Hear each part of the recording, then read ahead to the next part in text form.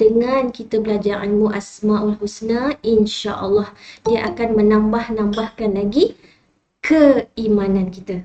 Allah Akbar. Okey, kenapa penting belajar ilmu Asmaul Husna? Antaranya insya-Allah, bukan insya-Allah, pasti bila kita belajar ilmu fikih Asmaul Husna, dia akan menambahkan lagi keimanan kita, iaitu kita akan sedar bahawa kita hanya bergantung, menyerahkan seluruh kehidupan kita, takdir hidup kita kepada Allah Subhanahu Wa Taala. Okey. So dengan itu kita nak bukan sekadar kita hitung, bukan sekadar kita tahu makna Asmaul Husna setiap yang kita hitung tu, kita nak lebih daripada itu. Okey, kita nak mentadaburinya. Seterusnya yang paling sukar sekali ialah nak memasukkan ke dalam perangai kita. Kita nak berakhlak. Kita nak mencontohi dengan nama dan sifat Allah itu. Okey. Itu yang paling sukar sebenarnya, tapi bila kita dah belajar, insya-Allah ilmu itu sendiri, dengan ilmu itu sendiri bila kita faham, insya-Allah kita sendiri nak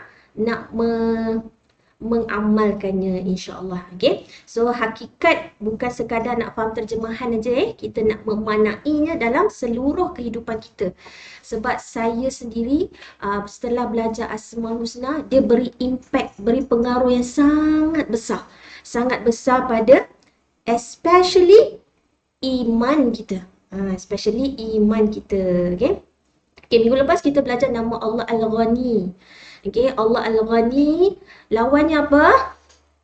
Lawannya Al-Faqir. So kalau Allah Al-Ghani, yang maha kaya, yang maha cukup, langsung tak berhajat kepada apa pun. So lawannya kita. Kita ni yang maha serba tak cukup, yang sangat berhajat, terutamanya berhajat kepada Allah. So hari ni kalau dulu kita tak biasa nak gunakan perkataan fakir. Okay, hamba yang fakir. Okay, lepas ni biasa-biasakanlah.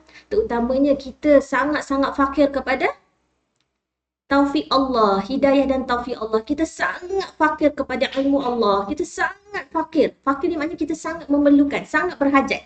Sangat berhajat kepada rahmat kasih sayang, sangat berhajat pada ilmu Allah, sangat berhajat pada hidayah Allah, terutamanya hidayah taufik, untuk kita Allah izinkan mengamalkan apa ilmu yang telah kita belajar. Ingat satu motivasi dalam Fatihah yang kita baca setiap solat kita, walaupun solat sunat, tetap tak sah kalau tak baca Fatihah. Bukan solat wajib je, semua solat, walaupun solat sunat, mesti baca Fatihah. So antara yang selalu mengingatkan kita ialah kita tak nak jadi orang golongan yang maghdub, ada ilmu tapi tak amal. Kita juga tak nak jadi golongan ad-dhalin. Okey, dah lah tak ada ilmu, tak ada amal, ataupun ada amal tapi bila tak berasaskan ilmu, maka dia jadi sesat. Okay, itu satu peringatan untuk kita sebenarnya. Yang kita nak ialah siratal mustaqim yang an'amta alaihim. Okay, yang dapat nikmat seperti yang telah dilalui oleh nabiyin, siddiqin, syuhada dan solihin. Okay, alhamdulillah. So hari ni kita kena rasa sangat-sangat miskin ilmu. Okay, mungkin kita tak miskin harta benda, tapi mungkin kita tak berhajat kepada makanan, orang hantar makanan, tapi kita sangat berhajat kepada hidayah dan ilmu Allah. Okay, hari ni alhamdulillah kita akan berbincang nama Allah. Subhanallah, nak sebut pun rasa sangat sebab kita sangat dekat dengan nama ni. Okay, kalau sebelum ni kita baca Fatihah ataupun kita hari-hari kan tak tinggal lah Allah, Rabb kan, Ar-Rahman, Ar-Rahim. Ada satu nama juga yang sangat dekat dengan kita, iaitu Allah Al-Karim. Sebab Al-Quran yang kita pegang hari-hari itu ialah Al-Quran Al-Karim. Okay? Allahu Akbar. Nama Allah Al-Karim, Al-Akram. Okay? Al-Karim, Al-Akram. Al-Karim adalah nama Allah dan Al-Akram adalah sifat Allah. Okay, contoh kalau Al-Qadir, nama Allah, sifatnya ialah Qudrah. Kan kita dah belajar kan kaedahnya, setiap nama Allah adalah, setiap nama Allah adalah sifat bagi Allah. Tetapi bukan semua sifat adalah nama bagi Allah. Okay. So makna Al-Karim, Al-Akram ialah yang maha mulia, yang maha pemurah. Yang maha mulia, yang maha pemurah. Okay. Allahu Akbar. Baru lepas belajar Al-Ghani, Allah yang maha cukup. Tak berhajat apa pun. Semua. Okay. Dan kita sekarang masuk nama Allah Al-Karim. Kenapa Allah maha pemurah? Sebab Allah Al-Ghani, Allah boleh beri apa saja. Okay. Dengan limpah kasih sayangnya. Allahu Akbar. Okey, buku kita muka surat 391 bab 45. Okey, bab 45. Nama Allah ini Al-Karim disebutkan di dalam Al-Quran sebanyak 3 kali. 3 kali. Nama Allah Al-Karim disebut 3 kali dalam Al-Quran. Yang pertamanya surah An-Naml, surah Semut, surah ke-27 ayat 40. Allah berfirman, A'udzubillahi minasyaitonirrajim. Wa man syakara fa innama yashkuru li nafsihi. Wa man kafara fa inna rabbi ghaniyyun karim. Barang siapa bersyukur, maka sesungguhnya dia bersyukur untuk kebaikan dirinya sendiri, dan barang siapa yang ingkar ataupun kufur, maka sesungguhnya Rabbku maha kaya lagi maha mulia. Okay. Kita tahu Ghani itu apa? Maha kaya, maha cukup. Okay. Karim, maha mulia, maha pemurah. So kat sini Allah nak beritahu bila kita bersyukur, kebaikan tu untuk Allah ke? Kebaikan tu adalah untuk diri kita sendiri. Allah tak memerlukan pun kita punya pujian, okay, amal ibadah kita. Malah kalau kita yang langgar, kita yang kufur, kita yang tak ikut perintah Allah, kita yang rugi. Okay. Seterusnya yang kedua ialah surah Al-Infitar. Okay, kelas kita hari Khamis kan surah Al-Infitar. Memang kita berhenti dekat ayat 6 hari tu kan. Okay.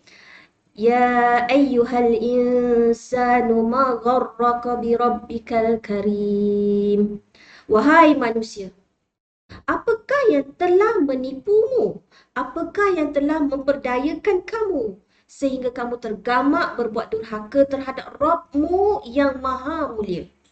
Allah tanya ni, soalan ancaman kan? Allah tanya, apa yang telah menipu kamu, yang memperdayakan kamu, okay, sehingga kau sanggup untuk mendurhaka kepada Allah. Okay. So, ni soalan ancaman, soalan peringatan untuk kita. Okay.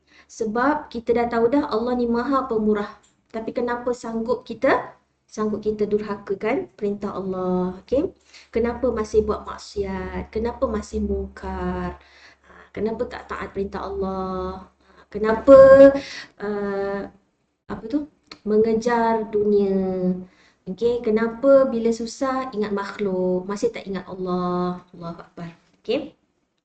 Sejelasnya nanti kelas hari Khamis ni insya-Allah. Sebenarnya dia ada konteks dia dalam surah Al-Fitar ni.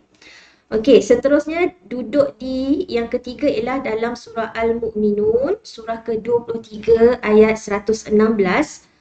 Fata'alallahul malikul haqq.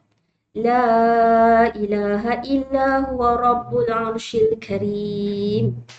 Maka maha tinggi Allah. Fata'alallah. Raja yang sebenarnya. Al-malikul haqq. Tidak ada Tuhan yang berhak disembah selain dia. La ilaha illahu. Okey, tiada Tuhan yang berhak disembah selain dia. Rabbul arsyil karim. Rabb yang memiliki arash yang mulia. Okey. Subhanallah. Ini selingan. Okey, kenapa dalam Fatihah ada Malik Yaumiddin? Kenapa dalam Fatihah ada Malik Yaumiddin? Sebab semua orang beriman impiannya untuk bertemu dengan Allah, betul? Okey. Dan bila kita akan bertemu dengan Allah, bagi orang beriman, kita akan bertemu dengan Allah di hari akhirat nanti. So, sematkanlah di hati bila kita baca Fatihah dalam solat terutamanya, Malik Yaumiddin. Ya Allah, akan tiba satu hari nanti aku akan bertemu denganmu, Ya Allah. Okey? Kita doalah. Moga Allah hingga akhir hayat kita, Allah benarkan kita mati dalam husnul khatimah, dalam keadaan orang-orang yang beriman dan beramal soleh. Okey. Arash yang mulia.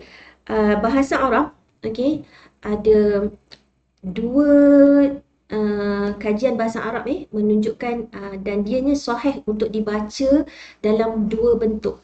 Okey, yang pertamanya, jika Al-Karim, tengok juga ayat 116 kita tengok Al-Karim tu baris apa? Baris bawah. Okey, bila baris bawah, dia adalah terkait dengan arash. Arshi. Arsh tu pun baris bawah. Okey, bermaksud Al-Karim itu disifatkan kepada arash, pemilik arash yang mulia. Tetapi boleh juga karimu bila dia dikaitkan dengan Rabbu. Masya Allah. Okey, ulama mereka mengkaji sampai tahap tu. Okey, kita tahu kan Al-Quran ni dia ada banyak kiraat. Okey, dia boleh dibaca Rabbul Arshil Karimu kalau dia dikaitkan dengan Rabb, pencipta, pemilik, pengatur arash. Okey, bila Arshil Karimi dia terkait dengan arash. Tetapi kemuliaan arash itu tidak akan melebihi daripada kemuliaan zat yang memiliki kemuliaan, iaitu Allah. Okey. Subhanallah. So kalau kasrah, arash makhluk Allah. Sebab tu dia refer kepada Karimi, kalau baris bawah dia refer kepada arash. Tapi bila nak menceritakan tentang pemilik arash, dia akan jadi Rabbul Arshil Karim. Maknanya kepada pemilik arash. Okay, subhanallah. Itu dari segi bahasa. Dari segi bahasa.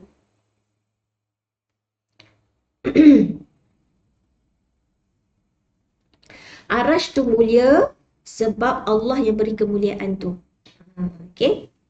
So dia tak melebihi daripada pemiliknya. Okay. Okay, kata Al-Karim pada ayat ini mengacu pada sifat Allah. Yakni bagi mereka yang membacanya dengan dhammah di akhir kata Al-Karim. Dhammah apa dhammah? Dhammah apa? Baris depan. Tadi itulah yang saya sebut tu. Okay. Kiranya, kata Al-Karim pada ayat ini mengacu pada sifat Allah, iaitu bagi mereka yang membaca dengan dhammah. Kalau kita baca Al-Karimu, dia refer kepada Rabbu. Kalau kita baca baris bawah, Karimi, dia refer kepada Arshi. Okay. So kalau kita baca baris depan, dia refer kepada Allah. Okay. Kemuliaan tu kembali kepada Allah. Karim tu kembalikan kepada Allah. Tapi bila dia baris bawah, kemuliaan itu dikembalikan kepada Arash. Tu maksud ayat dekat dalam tu. Okey, adapun nama Allah Al-Akram terdapat dalam Al-Quran pada satu ayat sahaja, iaitu firman Allah. Surah apa tu? Surah Al-Alaq ayat 3. Iqra wa rabbukal akram. Bacalah dan Rabbmulah yang maha mulia. Mana share screen?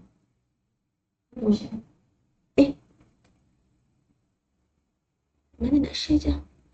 Okay. Tak nak.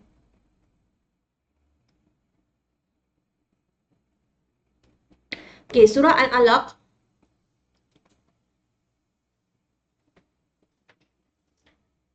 Jangan surah Iqra Ramai orang surah Iqra, bukan surah Iqra, surah Al-Alaq. Okey. A'udzubillahi minasyaitonirrajim. Bismillahirrahmanirrahim. Okey. Ayat 3, Iqra wa rabbukal akram. Bacalah dan Tuhanmu yang maha pemurah. Apa tujuan kita Iqra? Apa tujuan kita Iqra? Apa tujuan kita membaca? Kita nak dapat ilmu, betul? Kita nak dapat ilmu. Cuba kita tadabbur ayat ni. Kenapa Allah tak letak wa rabbukal a'lam? Kenapa Allah letak dalam ayat ni wa rabbukal akram. Pernah tak terfikir? Iqra, kita baca untuk dapat ilmu. Betul? Dan Allah lah yang maha berilmu. Allah lah yang maha mengetahui. Tapi kenapa hujung ayat ni kita dah belajar kaedah kan? Okey, bila di hujung sesuatu ayat Al-Quran itu, Allah letakkan Asmaul Husna, satu ke, dua ke, tiga ke, pasti dia ada korelasi ataupun ada hubung kait dengan isi ayat tu. Kalau Allah perintahkan bacalah, tetapi kenapa Allah tak guna a'lam? Iqra wa rabbukal a'lam. Tapi Allah guna Iqra wa rabbukal akram. Apa kaitannya Allah yang maha pemurah dengan ilmu? Okay, so menurut Imam Al-Qurtubi, okay, sewaktu Rasulullah dapat wahyu ni, Rasulullah kat mana? Rasulullah berada dalam keadaan sangat ketakutan. Selalunya Rasulullah waktu ni selalunya pergi tengah beruzlah di Gua Hira. Gua yang sempit, yang gelap. Cuba kita duduk seorang-seorang kat tempat gelap. Biasanya kita seorang, tiba-tiba kita dengar bunyi pun kita dah tu. Kan? Ini kan Rasulullah seorang-seorang, biasanya dia seorangan diri, okey, dalam keadaan gelap waktu tu, waktu malam. Tiba-tiba dapat dia rasa kena peluk daripada belakang. Iqra. Dah lah peluk, malaikat Jibril peluk tu macam dah tak boleh nak bernafas. Iqra. Kalau kita lah, apa perasaan kita? Baru bunyi macam ketuk-ketuk ke? Baru ketuk-ketuk ke? Baru macam tiba-tiba angin lain macam ke bunyinya? Pun kita dah turunlah. Contohlah kan. Tapi bayangkan Rasulullah di tempat yang memang seram lah kalau saya pun, kalau kita pun kan. Tiba-tiba benda, selalu kan dulu-dulu kat asrama lah rasa kena embak kan. Histeria lah macam-macam lah kan. Okay, so bila kena peluk daripada belakang, Iqra. Selama ni dia seorang. Dah lah Nabi tak pandai baca. 3 kali, bacalah. Aku tak pandai baca, dia kata kan. Kena peluk daripada belakang sampai tak boleh nak bernafas. Tak boleh bernafas tu lepaskan. Sekali lagi. Kalau kita rasa macam apa? Ya, peluk daripada. Ya Allah, saya pun. Ya Allah. Okay. So bayangkan keadaan Nabi waktu itu. Nabi tak tahu membaca, Nabi tak pandai menulis. Okay. Nabi keseorangan, gelap pula tu. Okay. So Nabi sendirian, okay? Sangat-sangat ketakutan lah. Okay? Kalau kita disuruh baca, kita pandai baca, tak apa. Ni kita diperintahkan baca, tapi kita tak erti pun baca. Okay? So, sebenarnya, Allah letak nama Allah Al-Akram dekat hujung ayat ini, sebab Allah nak beritahu, kerana dialah yang maha pemurah, dia Al-Karim, dia Al-Akram, yang maha pemurah. Sungguh pun kau tak pandai baca ya Muhammad. Sungguh pun kau tak pandai menulis ya Muhammad.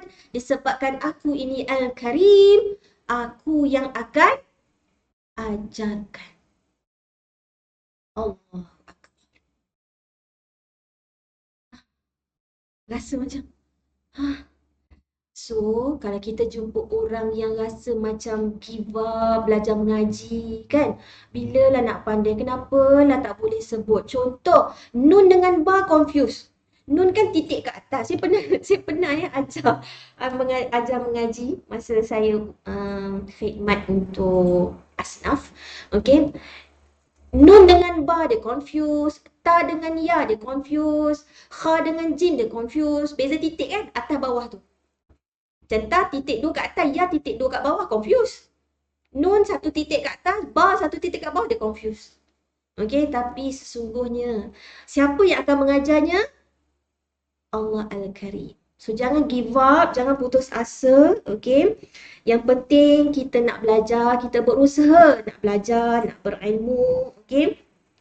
So, kalau tak pandai baca Quran, yang penting pergi belajar, okay. Sungguh yang mengajar itu ialah Allah Al-Karim. Sebab Allah itu yang maha pemurah. Okay. Allahu Akbar. Sekarang nampak kenapa bukan Al-A'lam? Allah Al-Karim. Bila kita relatekan dengan keadaan Nabi waktu itu, memang kita nampak sangatlah betapa Allah Al-Karim memuliakan Rasulullah walaupun tak pandai membaca dan tak pandai menulis, Allah permudahkan. Lepas ketiga tu kan terus Rasulullah boleh follow. Okay, terus Rasulullah boleh ikut apa yang Jibril baca. Okay. Allahu Akbar.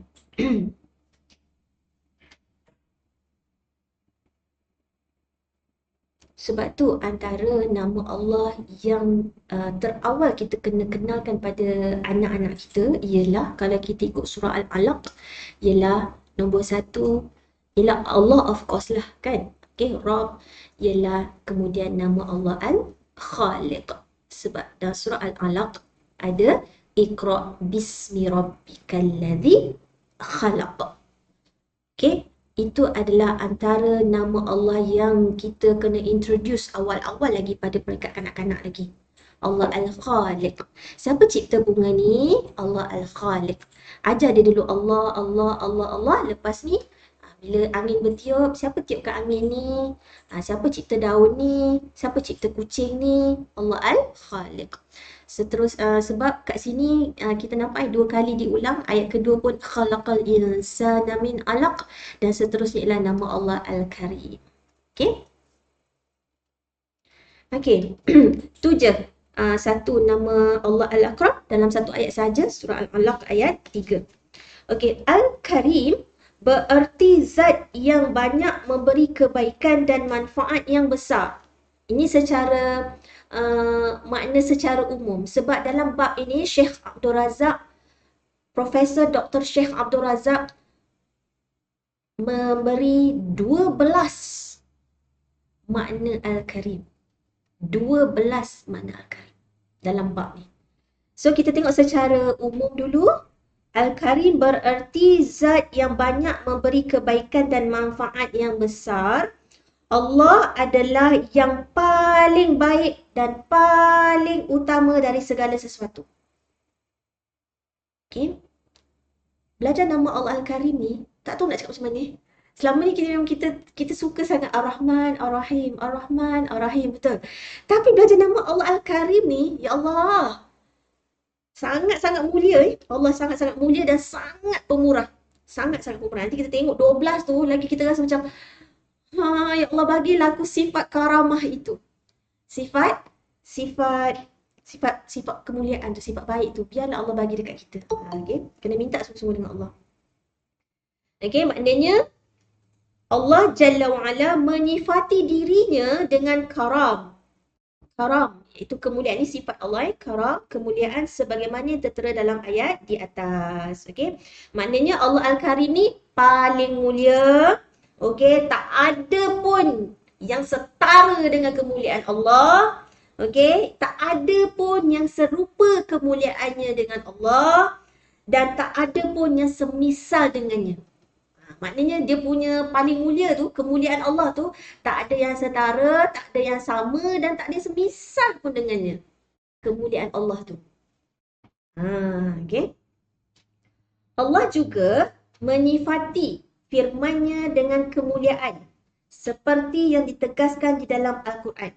Okay. Sifat karim ini Allah beri juga pada makhluknya. Kita tahu kan macam nama Allah, Rabb, dengan Rahman. Ini makhluk tak boleh pakai. Okay, kalau nak pakai juga kena letak Abdul kat depan, betul? Tapi Rahim boleh. Okay, so Karim makhluk boleh pakai. Okay, contohnya nombor 1 ialah Al-Quran. Dalam surah Waqi'ah ayat 77, Innahu laquranun karim. Dan ini sesungguhnya Al-Quran yang sangat mulia. So ada beberapa yang Allah letakkan karim, tapi dia makhluk lah. Tapi dia maksudnya bukan makhluk. Al-Quran bukan makhluk. Al-Quran ialah kalamullah. Okay. Maksudnya sifat karim ini Allah letakkan pada Al-Quran. Nak menunjukkan apa? Betapa banyaknya kebaikan Al-Quran ini. Betapa Al-Quran ini adalah sumber segala kebaikan, keberkatan dan ilmu. Okay. Maknanya ilmu Al-Quran ni melimpah-limpah. Okey. Sungguhlah kita terus faham bahawa betapa mulianya Al-Quran. Okay. Nama Allah Al-Karim ialah yang maha mulia, yang maha pemurah. So, bila Allah katakan Al-Quran Al-Karim, maknanya betapa melimpah-limpah, pemurahkan, melimpah-limpah kebaikan daripada Al-Quran. Okay. Maksudnya, buka muka surat 392. Maksudnya iaitu Al-Quran memiliki banyak kebaikan serta ilmu pengetahuan. Segala kebaikan dan pengetahuan sesungguhnya ada dan diambil dari Al-Quran. Itu sumber dia. Sumber kebaikan dan pengetahuan. Allah Azza wa Jalla juga menyifati arasnya dengan kemuliaan. Ayat tadi surah Al-Mu'minun.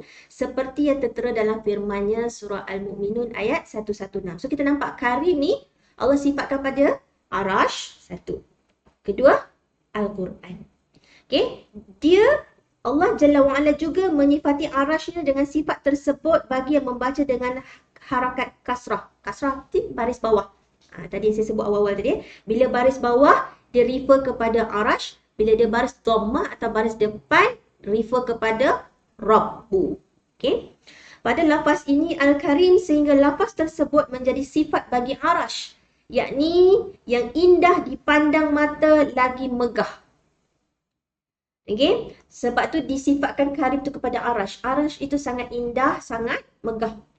Al-Karim juga disifat kepada Rabb kalau baris depan. Kalau baris bawah disifatkan kepada arash. Allah menyifati pahalanya. So, Allah menyifatkan Karim itu kepada arash, kepada Al-Quran. Yang ketiga kepada pahalanya. Allah menyifati pahalanya yang besar beserta kenikmatan syurga. Bukan pahala, syurga. Allah menyifati Karim kepada arash, Quran. Yang ketiga, syurga. Kenikmatan syurga abadinya yang disediakan Allah bagi orang-orang beriman dengan sifat mulia tersebut. Allah SWT berfirman dalam surah Al-Anfal ayat 4. Lahum darajatun 'inda rabbihim wa maghfiratun wa rizqun karim. Mereka akan memperoleh darajat tinggi di sisi Rabbnya dan ampunan serta rezeki. Nampak tak rezeki? Wa rizqun karim. Karim tu wa rizqun karim ialah rezeki ataupun nikmat yang mulia. Ulama tafsir mengatakan rizqun karim itu ialah syurga Allah. Rizqun karim itu ialah syurga Allah. Dah berapa dah Allah sifatkan ni? Arash, Al-Quran, syurga. Semua tu ada dalil Seterusnya surah An-Nisa ayat 31. In tajtanibu kaba'ira ma tunhauna anhu nukaffir ankum sayyi'atikum wa nudkhilkum mudkhalan karima. Jika kamu menjauhi dosa-dosa besar di antara dosa-dosa yang dilarang mengerjakannya, nescaya kami hapus kesalahan-kesalahanmu dan akan kami masukkan kamu ke tempat yang mulia iaitu syurga. In tajtanibu kaba'ir. Apa kabair? Dosa-dosa besar. Dosa yang paling besar dalam dosa-dosa besar, dosa apa? Syirikkan Allah.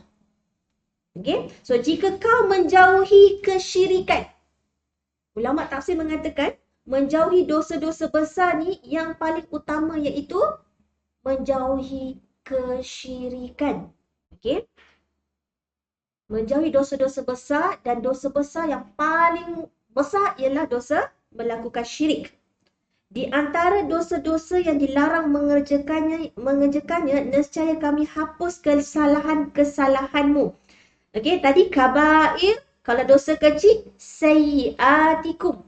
Sayyi'ah, dosa-dosa kecil. Kesalahan-kesalahanmu dan akan kami masukkan ke tempat yang mudkhalan karima.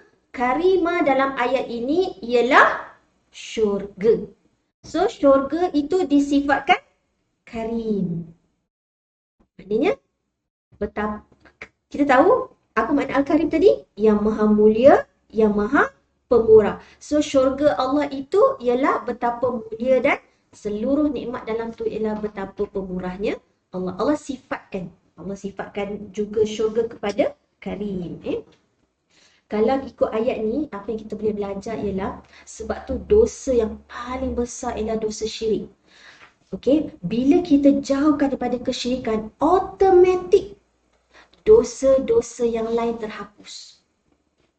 Contoh, kalau dia mencuri, minum arak, okey, dibandingkan dengan dosa syirikkan Allah, mana lebih besar? Syirikkan Allah, menyentuhkan Allah. Itu paling besar. So, wa'iyauzubillah min zalik, ingat riak itu syirik kecil. Okay, so macam mana pun memang kena bertaubat dari kesyirikan. Mesti bertaubat dari semua kesyirikan. Okay, so kita paling takut, kita memang istighfar pagi petang kan. Kita istighfar sepanjang hari, sepanjang malam. Tapi wa'iyauzubillah, takut kita tak sedar kita melakukan kesyirikan. Selagi kita tak taubat dosa syirik tu, selagi tu dosa yang lain semua tak diampuni. Tapi once kita bertaubat daripada dosa-dosa kesyirikan, okay, sebab itulah sebelum tidur, baca 2 ayat terakhir Al-Baqarah. Kan ada, ya Allah ampunkan dosa yang aku terlupa, yang tak sedar. Okay, kalau sebelum tahiyat akhir tu, bacalah doa yang Sayyidina Ali tu. Allahumma ghfirli ma qaddamtu wa ma akhartu wa ma asrartu wa ma asraftu wa ma a'lantu wa ma anta a'lamu wa ma asrartu wa ma a'lantu. Kemudian wa ma asraftu. Asraftu yang kita melampau. Okay, sekejap rasanya ada kat Hisnul Muslim. Tengok kat sini. Mungkin ada yang dah hafal, tapi mungkin ada yang tak tahu. Tak hafal lagi. Hafalkanlah ya. Doa. Saya rasa ada kat dalam ni. Sebelum salam. Ni. Nanti buka Hisnul Muslim yang ke-24. Doa yang ke-58. Nombor 58. Tak panjang pun. Cuma dia lebih kurang je bunyinya tu yang kadang-kadang kita hafal tu tukar-tukar. Okay. The best memang kena ikut susunan. Baru kita akan rasa nikmat dia. Okay. Allahumma ghfirli ma qaddamtu. Ya Allah, ampunkanlah dosaku yang dulu. Yang kita dah pernah buat dulu-dulu. Wa ma akhartu. Allahu Akbar. Yang aku bakal buat. Masya Allah. Awal-awal dah minta. Ya Allah, tak tahu lepas ni dosa apa kita nak buat kan? Allah maghfirli ma qaddamtu wa ma akhartu. Yang kemudian, belum buat tapi minta ampun siap-siap. Kemudian, wa ma asrartu. Asrar apa? Bisik, rahsia. Yang aku sembunyikan. Wa ma a'lantu. Dan yang aku zahirkan. Buat terang-terang ke ataupun buat sembunyi. Kalau asrar tu buat sembunyi-sembunyi. Mungkin ketika seorang diri. Wa ma a'lantu ketika kita ramai-ramai ataupun kita zahirkan, sengaja buat. Okay. Wa ma a'lantu, kemudian wa ma asraftu, yang aku terlanjur. Tu kita terlampau batas, melebihi batas, terlampau-lampau. Okay, wa ma asraftu. Aku baca Quran jumpa tusrifun. Tu orang-orang yang melampaui batas. Okay. Wa ma anta a'lamu bihi minni. Dan engkau yang lebih mengetahui dosa-dosaku, ya Allah. Kita ni banyak yang kita lupa kan. Okay. Engkau lebih mengetahui mengenai dariku. Okay. Antal muqaddimu. Engkau lah yang dahulu. Wa antal muakhir. La ilaha illa anta. Okay, baca doa ni dan sebelum beri salam. Okay, tambah lagi. Kita dulu masa bercinta-cinta nak hang up tu, nak letak phone tu. Yulah dulu. Nak sebut bye tu. 10 kali bye. Saya ingat ni zaman dulu lah, mak saya kan suka cerita Bobby. Balatum, balatum kan. Tum, macam tu lah. Cerita Bobby, cerita Hindustan kan. Kau dulu, kau dulu. So, patutnya kita sebelum nak bagi salam tu, patutnya macam macam sedih nak meninggalkan solat tu. Kita dah nak habiskan kita punya dating dengan Allah, connect. Apa? Tengah online kan. Banyak-banyakkanlah berdoa. Sebab itu juga saat makbul doa. Selepas tahiyat akhir sebelum beri salam. Sebab apa? Bila kita dah duduk tahiyat akhir tu, kita dah baca tahiyat akhir, kita dah buat complete tau. Kan adab berdoa, puji Allah, besarkan Allah, agungkan Allah. Okey, kita dah buat sempurna solat tu. So, sebelum kita nak keluar daripada solat kita sebelum bagi salam tu, itu adalah saat mustajab. Banyak-banyakkan berdoa dan doa yang paling utama apa dia? Pengampunan Allah. Okay, nanti kita tengok Al-Karim ni antaranya ialah Allah Maha Pengampun. Allahu Akbar. Okay. Okay, seterusnya yang dimaksud dengan tempat yang mulia, okay, mudkhalan karima adalah tempat yang nyaman dan indah, yang bebas dari kesusahan, kegelisahan, kesedihan, kekacauan dan kekeruhan. Sebab tu nama dia Karim. Okay. Okey, muka surat 393. Allah pun menyifati segala tumbuhan dan ciptaan lain yang banyak memberi manfaat dan indah dipandang mata dalam firman-Nya. Awalam yarau ilal ardi kam ambatna fiha min kulli zawjin karim. Dan apakah mereka tidak memperhatikan bumi? Betapa banyak kami tumbuhkan di bumi itu berbagai macam tumbuh-tumbuhan yang baik. Juga Allah sifatkan kepada tumbuhan yang indah dipandang mata dan yang banyak manfaatnya. Sebab nak menunjukkan betapa kemuliaan Allah dan betapa maha pemurahnya Allah. Okay, surah Asy-Syu'ara ayat 7. Okay, kata Al-Karam adalah sebuah kata yang menghimpun makna segala bentuk kebaikan dan pujian. Okay, tadi kita tengok Al-Karim. Al-Karim apa? Zat yang banyak memberi kebaikan dan manfaat yang besar, Allah yang paling baik dan paling utama dari segala sesuatu. Sampai tak tergambar. Maknanya paling baik, paling utama, paling agung. Ibarat macam tu. Paling mulia daripada segala sesuatu. Kalau Al-Karam menghimpun makna segala bentuk kebaikan dan pujian, bukan hanya dalam aspek pemberian, kerana aspek tersebut hanyalah salah satu bentuk kesempurnaan daripada maknanya. Kita kalau sebut orang tu pemurah, bila dia banyak memberi, betul? Tetapi pemurahnya Allah, kita akan tengok nanti betapa luasnya dari segi berbagai-bagai aspek kepemurahan Allah. Bukan sekadar kita nak tengok pemberian je. Bukan sekadar kita nak tengok nikmat je. Oh, itulah Allah yang maha pemurah. Tak. Okay? Sebab tu diletakkan 12 makna Al-Karim dalam bab ni, okey, nak menunjukkan betapa sempurnanya kepemurahan Allah. Sempurnanya kemuliaan Allah dalam nama Allah Al-Karim. Okey. Kerana itu, para ulama memiliki banyak pendapat seputar makna asma Allah ini. Ada yang mengatakan maknanya ialah, okey, nampak tak tu dia susun 12, tak nampak kan? Sebab dia tak nomborkan. Letaklah nombor tu. Kalau letak memang jumpa 12. Nanti dihuraikan selepas tu. Okay, yang pertama, Syekh sebut dulu, lepas tu nanti baru dihuraikan. Okay, yang pertama, yang banyak kebaikan dan pemberiannya. 1. 2, yang selalu mencurahkan kebaikan. 3, pemilik kemuliaan maupun kedudukan yang agung. 4, yang terbebas dari segala kekurangan dan penyakit. 5, yang dimuliakan, memberi nikmat serta pemilik keutamaan. 6, yang memberi tanpa pamrih, ni maknanya tanpa mengharap balasan. Okay, 7, yang memberi tanpa sebab. 8, yang memberi kepada orang yang membutuhkan dan tidak membutuhkan, yang memerlukan dan tak memerlukan. 9, yang jikalau berjanji, dia pasti menepatinya. 10, yang segala hajat besar maupun kecil diminta kepadanya. Yang 11, yang ke-11, yang tak menyia-nyiakan orang yang meminta perlindungan kepadanya. Dan yang ke-12, yang memaafkan serta mengampuni segala kesalahan dan dosa. Kalau kita tengok 12-12 ni, cuba cek diri kita.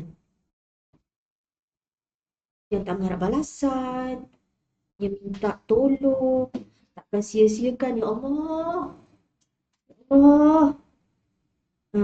So, kita belajar Asmaul Husna ni, praktikalnya ialah yang paling susah ialah kita nak tiru, kita nak copy paste. Okay?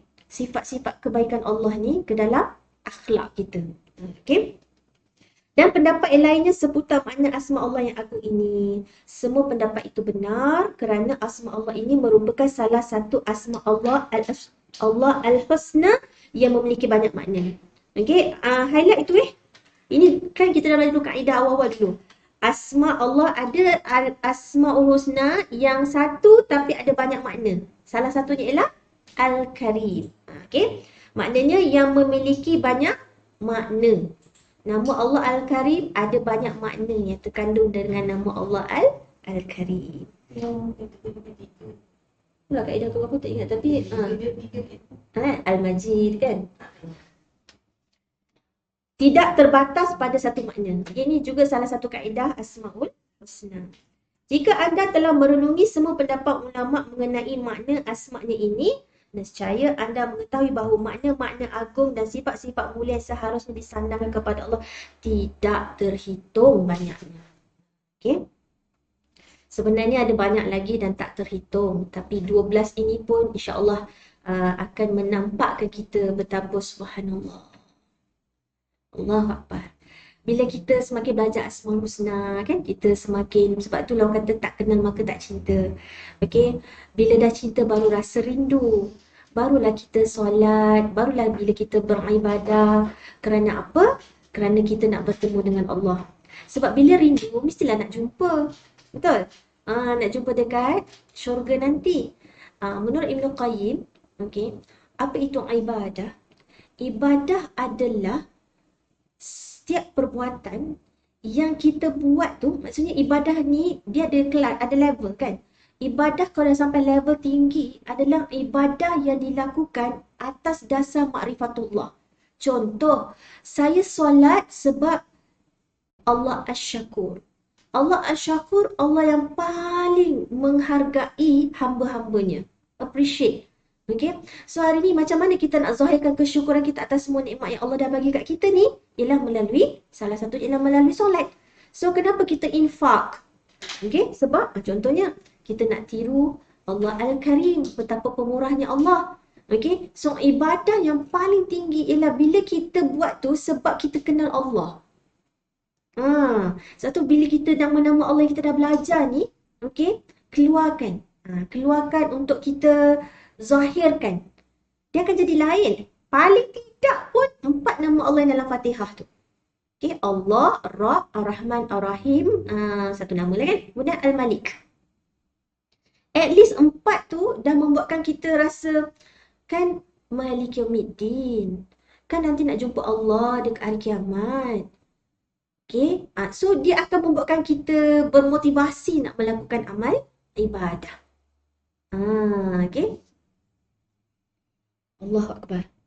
Kalau kita faham Allah Rabbul Alamin, Allah yang atur alam ini, bukan atur kita seorang. Hatta semut, hatta rezeki, cacing, yang di laut, di darat, di udara, semua Allah atur. Apa sangatlah Allah nak atur hidup kita. Dan atas aturan Allah itulah semuanya Rabbana ma khalaqta hadza batila. Asuhlah diri kita, saya pun tengah berlatih juga, setiap hari berlatih. Rabbana ma khalaqta hadza batila. Rabbana ma khalaqta hadza batila. Apa saja jadi kat kita, suka ke tak suka ke, tak ada yang sia-sia.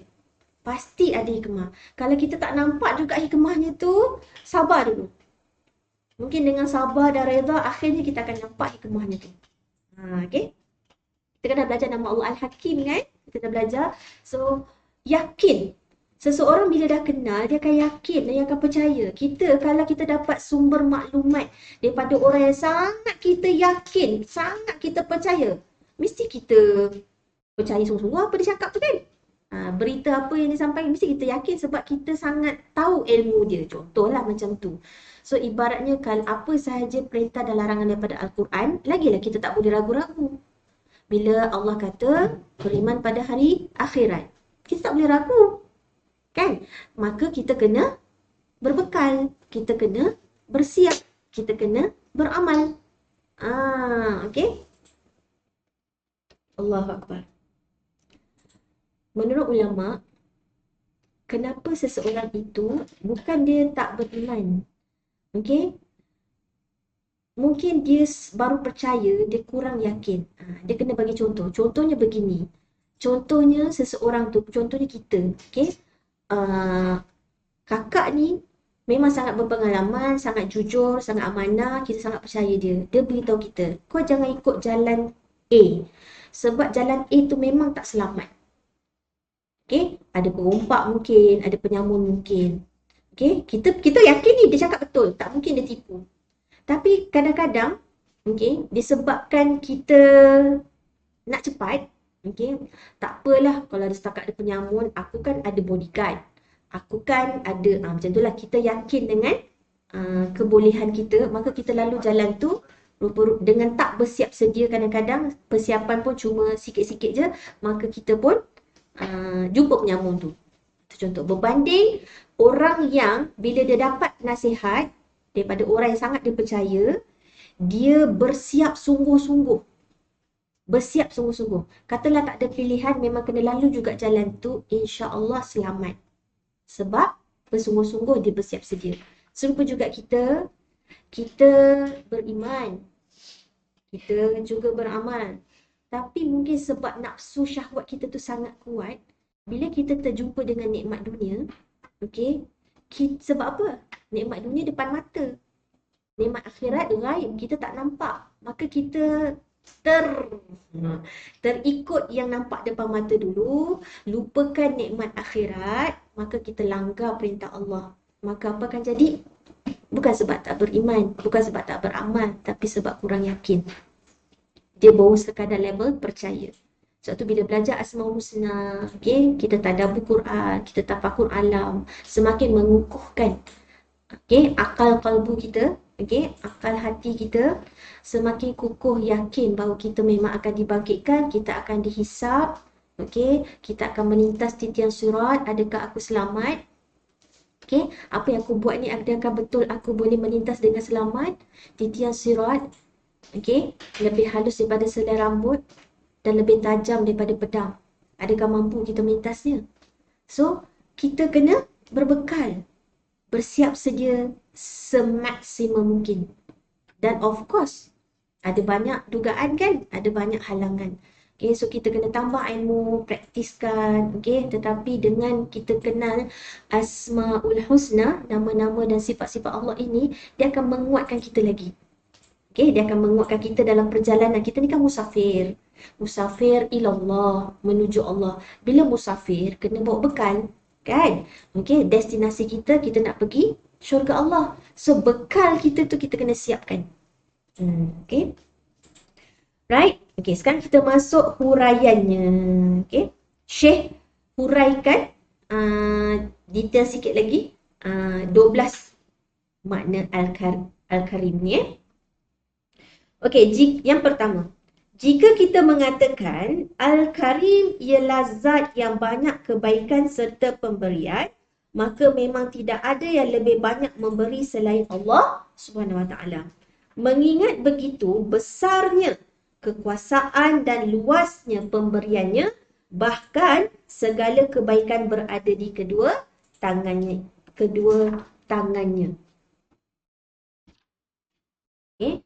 Ingat kita bila sebut atau jumpa ayat Quran, Allah kata biadikal, dengan tangannya, jangan sekali-kali kita tanyakan macam mana tangan Allah. Kaifa tu tak boleh tanya. Okay, kita beriman dengan ayat Allah. Okay, yang pertama, apa makna Al-Karim? Zat yang banyak kebaikan serta pemberian. Okay, maksudnya apa? Bila Allah ini zat yang banyak kebaikan serta pemberian, okay, tak ada yang lebih memberi daripada lebih besar daripada Allah. Okay, so besarnya kekuasaan dan luasnya pemberian. So kita terus faham, bila Allah itu maha memberi, ada orang, dia suka nak sedekah betul. Dia suka nak sedekah, tapi dia tak ada benda yang dia nak sedekahkan. Dia bukan tak nak sedekah, dia bukan tak nak buat benda baik, tapi dia tak ada benda yang dia nak sedekahkan. So, yang pertama nak memberitahu kenapa Allah itu sangat suka memberi dan maha memberi dan maha pemurah, sebab Allah ada segala-galanya. Sebab Allah sangat luas, sangat besar kebaikannya, kekuasaannya dan pemberiannya. Okey, faham Semuanya berada di kedua tangan Allah. Okey. Kan kita dah belajar dulu 100 rahmat Allah, satu je Allah turunkan dekat dunia sehingga binatang buas pun tak makan anak dia. Okey, sehingga satu je Allah turunkan kat dunia, kita macam mana kita sayang anak kita. Okey, kita menyayangi pasangan kita, menyayangi adik-beradik kita. Okey, kita menyayangi, kita boleh mampu menyayangi makhluk lain hanya sebab satu je rahmat yang Allah bagi kat dunia ni. Cuba bayangkan tu. Maknanya ada 99 lagi. Ya Allah, luasnya. Luasnya rahmat Allah. Okey, pemberiannya, maksudnya besarnya kekuasaan dan luasnya pemberiannya. Okey. Kenapa Allah mampu memberi? Sebab begitu luasnya kekuasaan, kebesaran pemberian Allah itu. Okay. Yang kedua, muka surat 394. Jika kita mengatakan sesungguhnya Allah Al-Karim adalah zat yang selalu memberikan kebaikan, maka memang itu hakikat yang hanya dimiliki oleh Allah. Segala sesuatu akan terputus kecuali Allah dan kebaikannya. Even anak kita lepas 2 tahun putus susu. Cerai susu. Maknanya kita dengan makhluk, sesama makhluk, kita ada had, ada endingnya. Kau dah kahwin, kau hidup lemas sendiri. Contoh. Kan? Dah kerja je, cut semua allowance. Kan dah kerja. Contoh. Okay. Tapi nikmat Allah tak terputus. Kebaikannya tak pernah putus di dunia maupun di akhirat. Allahu Akbar. Dan kita tengok orang kafir pun dapat Dan untungnya orang beriman. Ya Allah. Untungnya orang beriman masa sakaratul maut. Okay, kita tengok surah, kita pernah tadabbur ayat ni. Surah Fatir. Surah 41 ayat 30.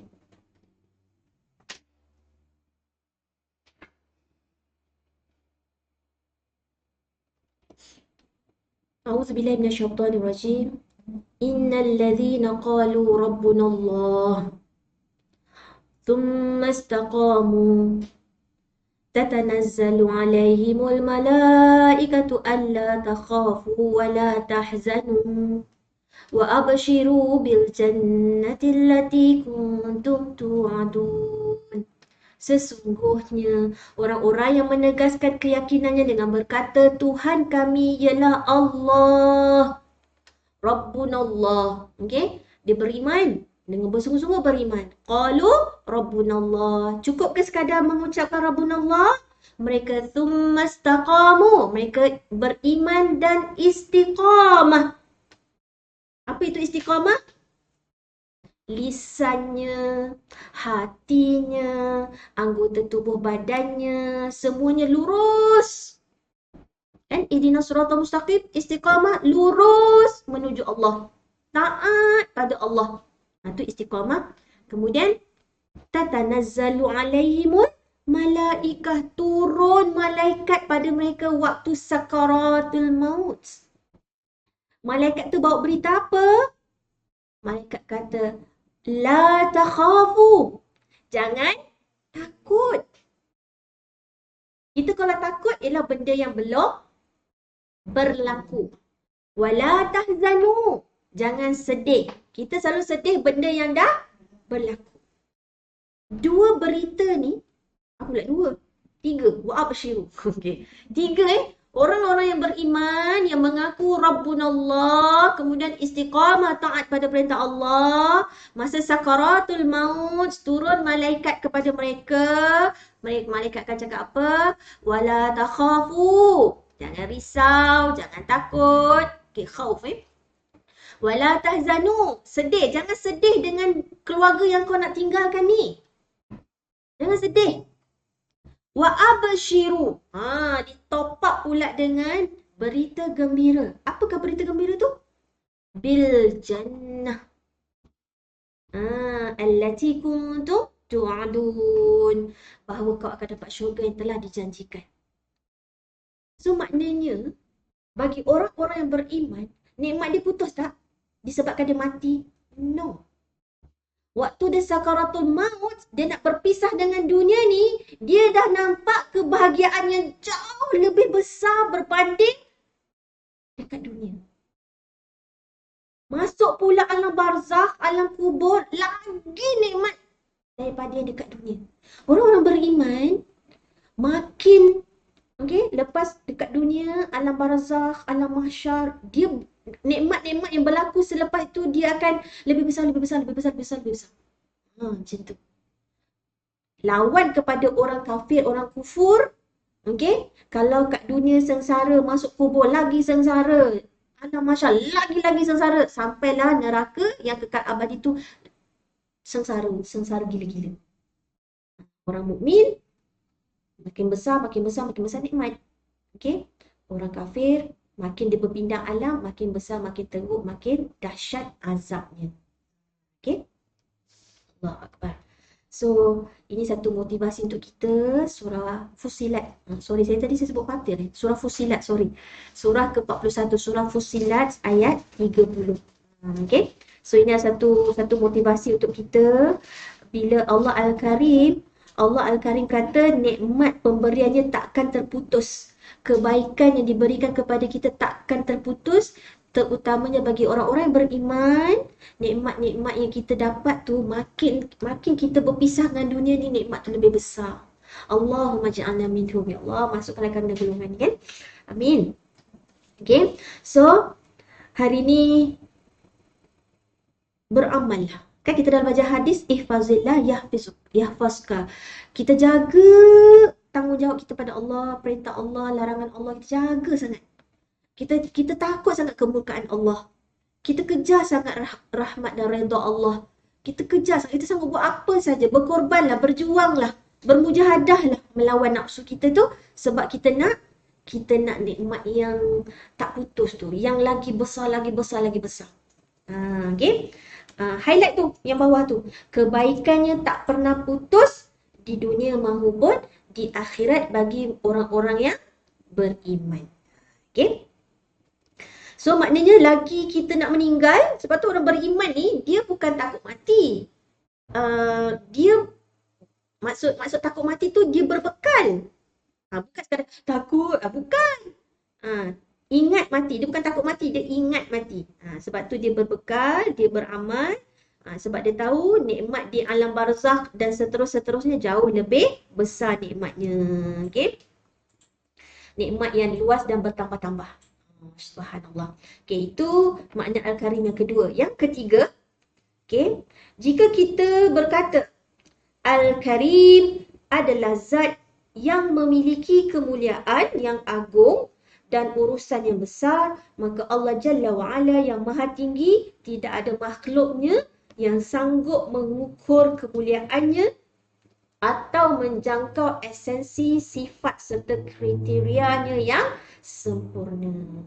Kita hamba Allah ni takkan mungkin mampu untuk mengukur betapa pemurahnya Allah, betapa mulianya Allah. Kita tak kata mampu untuk mengukurnya.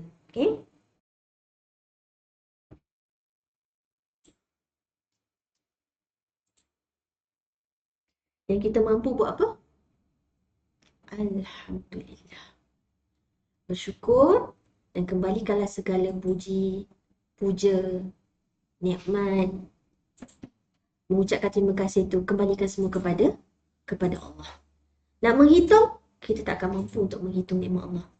Sebab tu orang bersyukur ni, Lebih kita macam nak belajar bersyukur dengan apa yang kita dah ada. Berbanding kita hitung apa yang kita belum ada, itu akan menjauhkan kita daripada kesyukuran. So, apa yang kita ada, kita tambah lagi kesyukuran. Sebab kan hadis Nabi kata, kesyukuran ni, kita baru sebut Alhamdulillah, dia akan diikuti dengan Alhamdulillah yang lain. Dia tak akan putus. Kan? Alhamdulillah dapat bernafas. Bila bernafas pula, dapat makan. Dapat makan pula, dapat tu. Dia tak akan berhenti. Kita try.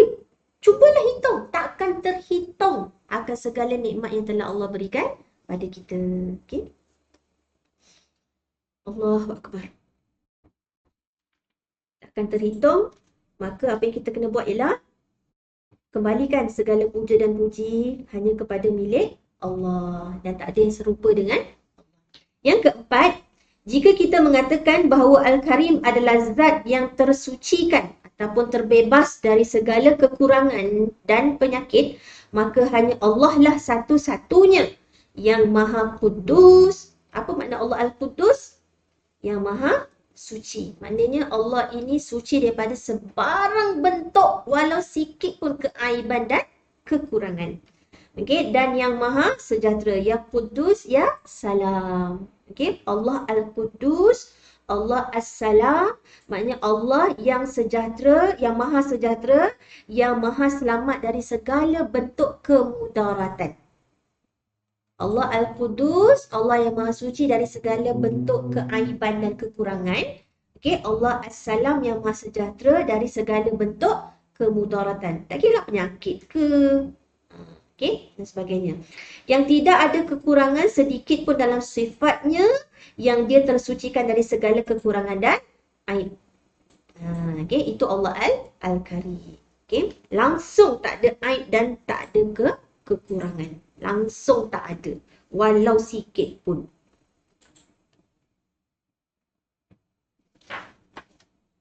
Okey, seterusnya yang kelima, jika kita mengatakan bahawa Al-Karim bererti zat yang dimuliakan, memberi nikmat, memiliki keutamaan, maka memang tak ada yang lebih dimuliakan, memberi nikmat dan mempunyai keutamaan selain dari Allah. Apa makna Al-Karim juga? Zat yang dimuliakan, yang memberi nikmat dan memiliki keutamaan yang tak ada tandingannya. Tak ada semisal dengannya. Okay?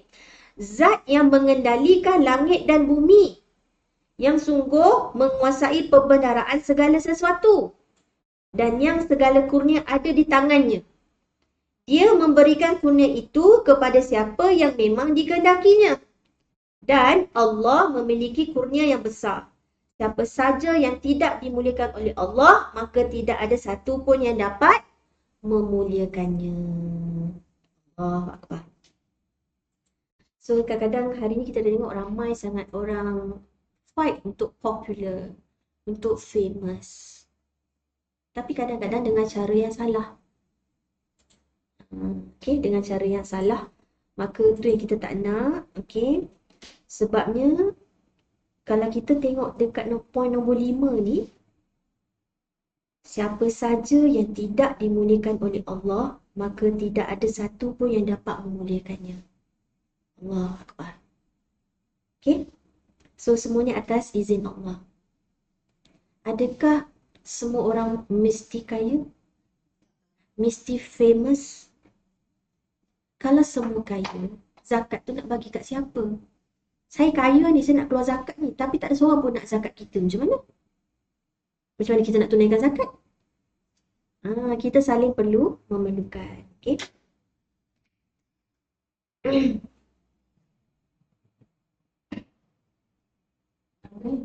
Dengan ceramah sekarang kita pada zaman yang duit tu masih lah, maka kebanyakan dekat sebab nanti akan datang duit kita tak sampai pun nak pergi dah.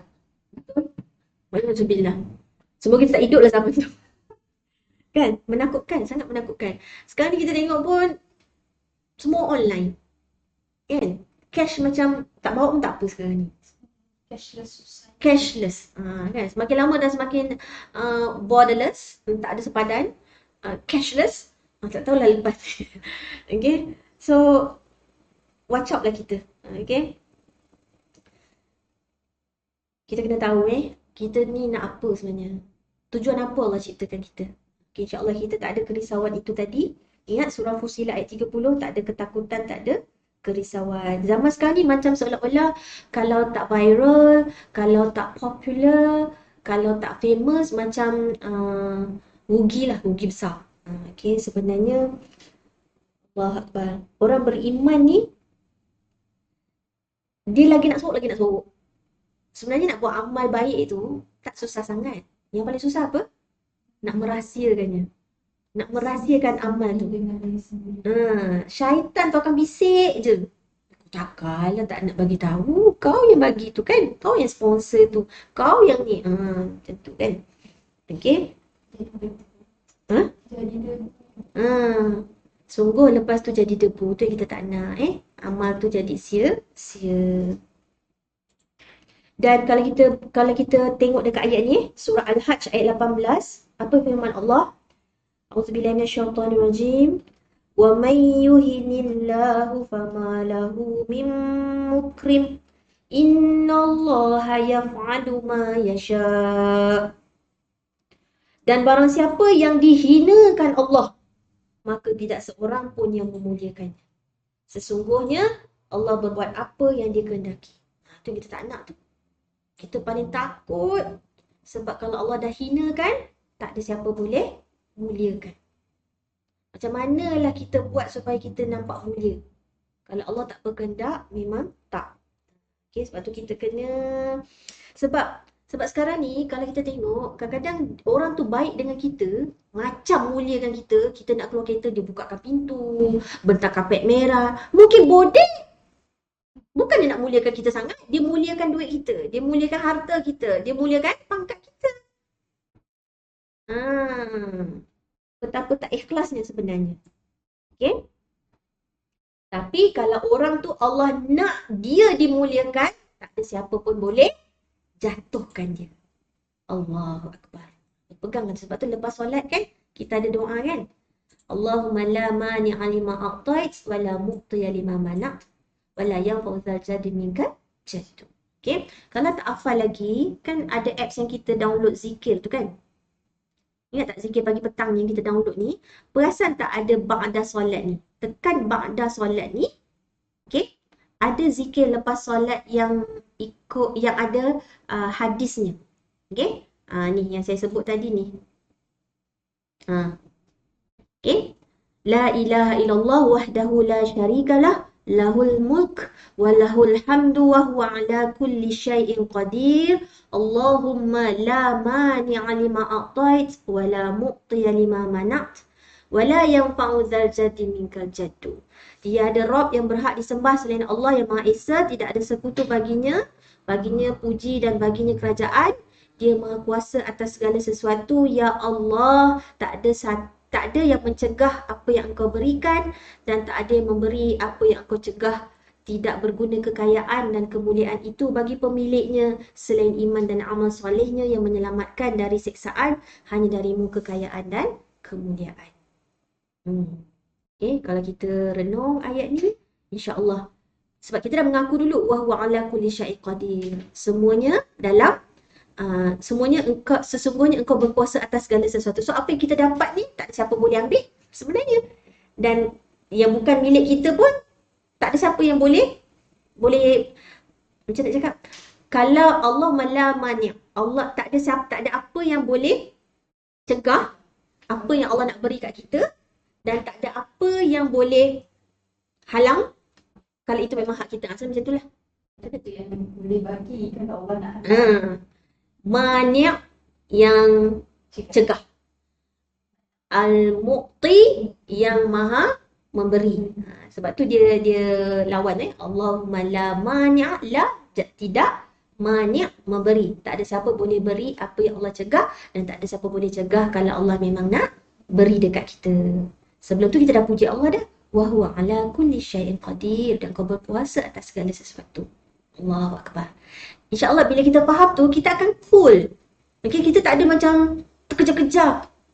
Okay, kita kan dululah zaman saya kerja kan, meeting after meeting. Solat kelang kelibut nak mengerjakan meeting tu.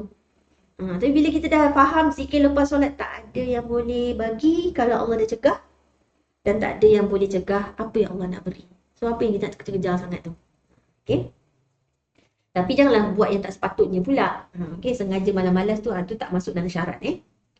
Okay, so ayat ni, surah Al-Hajj ayat 18. Yang paling kita takut jika Allah yang menghinakan. Itu yang paling kita takut. Okay. Manusia ni masa kita ada pangkat, mungkin dia muliakan. Tak ada pangkat, mungkin dia dah tak kenal kita dah. Okay. Yang keenam. Jika kita mengatakan bahawa Al-Karim artinya dia yang memberi tanpa pamrih, itu tak mengharapkan balasan, maka bukankah itu juga hanya Allah semata yang dapat melakukannya? Okay, Allah tak perlu pun balasan daripada kita. Allah tak harap pun balasan daripada kita. Okay, Allah tak perlu kan balasan dari kita. Tadi doa tadi tu baca untuk iktidal juga kan?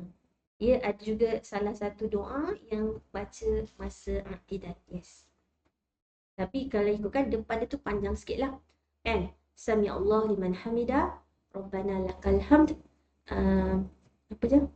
Hamdan katsiran thayyiban mubarakan fi mil'as samawati wal ardh wa mil'a ma syi'ta min syai'in min ba'd. Ada dalam Hisnul Muslim. Ahlus sana'u wal majd ahaqqu ma qala al-'abdu haqqu ma kullu 'abdu. Lepas tu baru ni. Allahumma la mani'a lima a'tait wa la mu'tiya lima mana'at wa la yanfa'u dzal jaddi minkal jadd. Baca masa i'tidal. Panjang sikit tapi berbaloi siapa yang menghafalnya. Sebab memuji Allah mil'a yang berjuta-juta pujian yang tak terhingga, tak terkira kepada Engkau ya Allah. Mil'as samawati, pemilik langit, bumi dan di antara keduanya. Masya Allah. Begitulah kalau nak memuji Allah. Okay. Rasanya ada kat Hisnul Muslim. Sekejap saya tengok. I'tidal. Atas.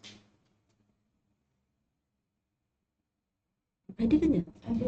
Kata atas tu dah tasyahud. Sujud, i'tidal. Okay. Ni yang saya sebut tadi. Buka nombor 18, doa yang ke-40. Itu. Sami Allah liman hamidah. Kalau daripada kecil sampai sekarang tu je kita baca. Itu berubah sikit kita nak kita nak pelbagaikan zikir-zikir doa-doa kita dalam solat supaya kita taklah macam robot solat tu. Taklah macam tekan tip. Kan? Ngantuk pun boleh jalan je. Nak live je. Tak nak asyik cerita ni je. Tapi kita solat dari dulu sampai sekarang itu je kita baca. Subhanallah azimi. 3 kali je pula tu dari dulu sampai sekarang. Sebab sunat pun 3 kali juga. Lebih-lebihkanlah. Okay. Sebenarnya bila kita variety kan, kita pelbagaikan, itu yang kita tak cloud sangat. Kita tak merewang sangat. Sebabnya kan kita nak fokus apa kita baca tu kan.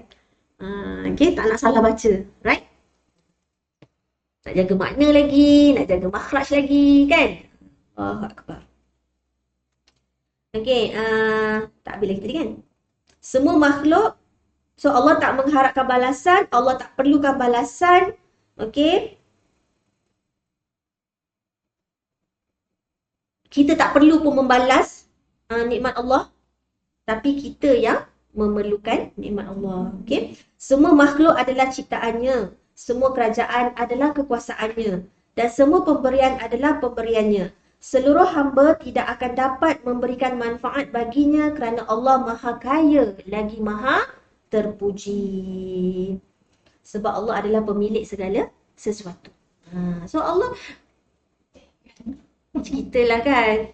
Keep the change. Macam itulah lebih kurang. Sebab kalau kita kalau kita tak perlukan kan kita kata tak apalah dek, ambil lah keep the change. Macam itulah kan lebih kurangnya. Sebab kita tak memerlukan, kita bagilah pada macam Allah. Kenapa Allah tak perlukan balasan dari kita? Sebab Allah pemilik yang kita dapat tu pun kan dari Allah. Kan? Okay. Dia yang bagi. Malu kita. Macam kita lah kadang-kadang kan. Rasa macam malu pula. Tak. Yang kita balas ni sebenarnya. Alahai. Dia punya jauh lebih besar. Contoh. Kan kita pun malu nak bagi kan kadang-kadang. Allahu Akbar.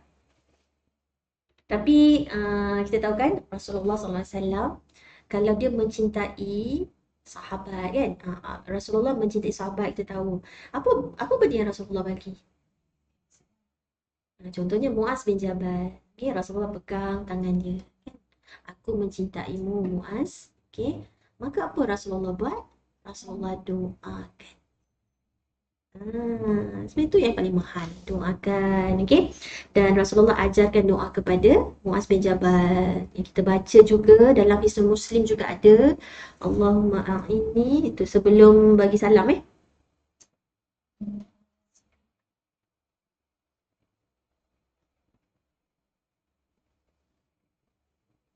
Ni yang ke-59. Yang dia ajarkan kepada Muaz bin Jabal, Allahumma a'inni ala zikrika wa syukrika wa husni ibadik. Okay, kalau kita banyak ingat Allah, zikr, kita banyak ingat Allah, mudah kita nak bersyukur sebenarnya. Okay. Yang ketujuh.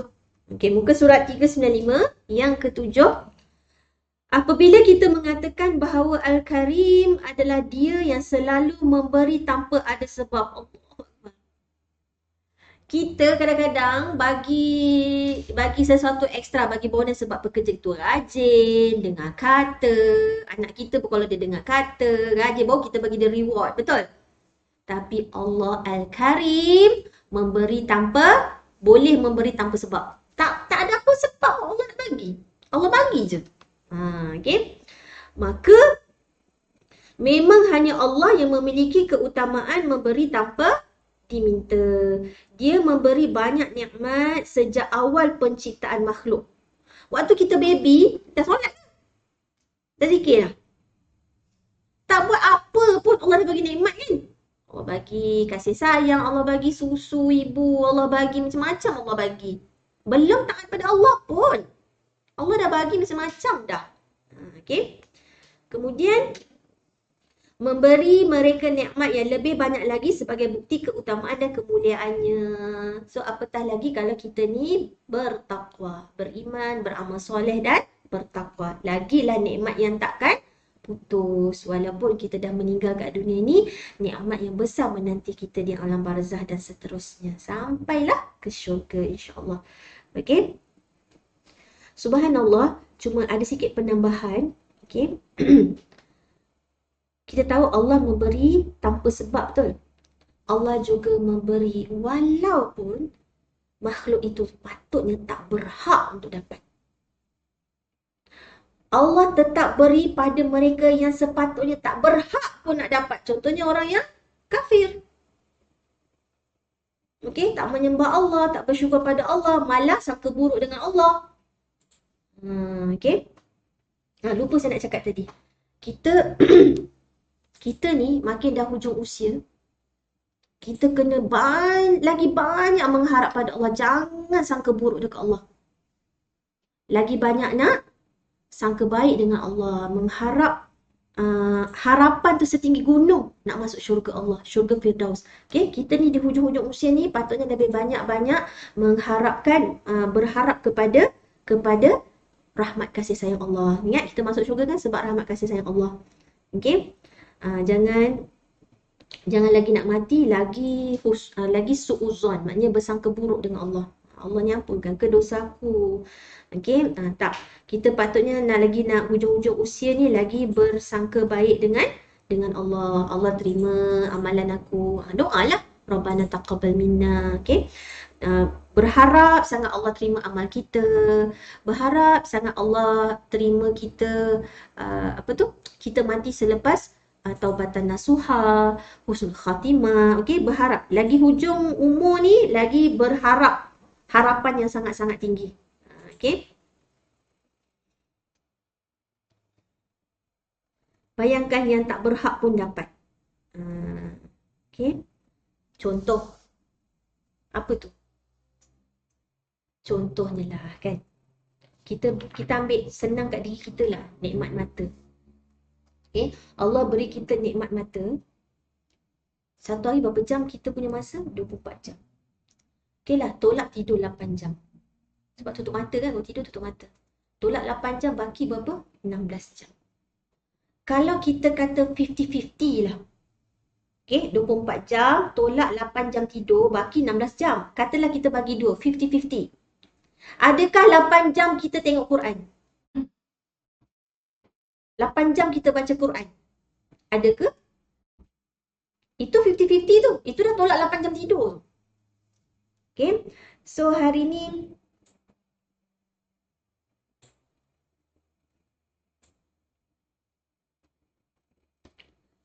kalaulah Allah tarik nikmat mata kita, tak boleh melihat. Contoh, mata tu lebih banyak tengok benda yang tak elok daripada benda yang elok. Sebenarnya Allah berhak tak untuk tarik balik nikmat mata tu? Allah berhak. So, siapa yang gunakan nikmat penglihatan itu di jalan yang tidak betul, jalan maksiat, sebenarnya tak berhak dah dia nak pakai mata tu. Allah boleh ambil, tapi Allah tetap bagi mata tu nampak. Tak ada terus buta. Kan? Okay? Allah Al-Karim tetap beri nikmat walaupun manusia itu tidak berhak untuk dapat sebenarnya. Sebab dia gunakan ke jalan maksiat. Okay? Contoh lagi, telinga, hati. Kalau hati kita cuba cek, ada tak penyakit-penyakit hati? Sombong, ujub, riak, sum'ah. Tu penyakit hati tu. Kalau Allah tarik macam mana? Allah boleh tak tarik? Allah boleh tarik. Nikmat tu Allah boleh tarik. Okay? Katalah, kalau Allah suruh bayar nikmat mata tu, mampu kita nak bayar?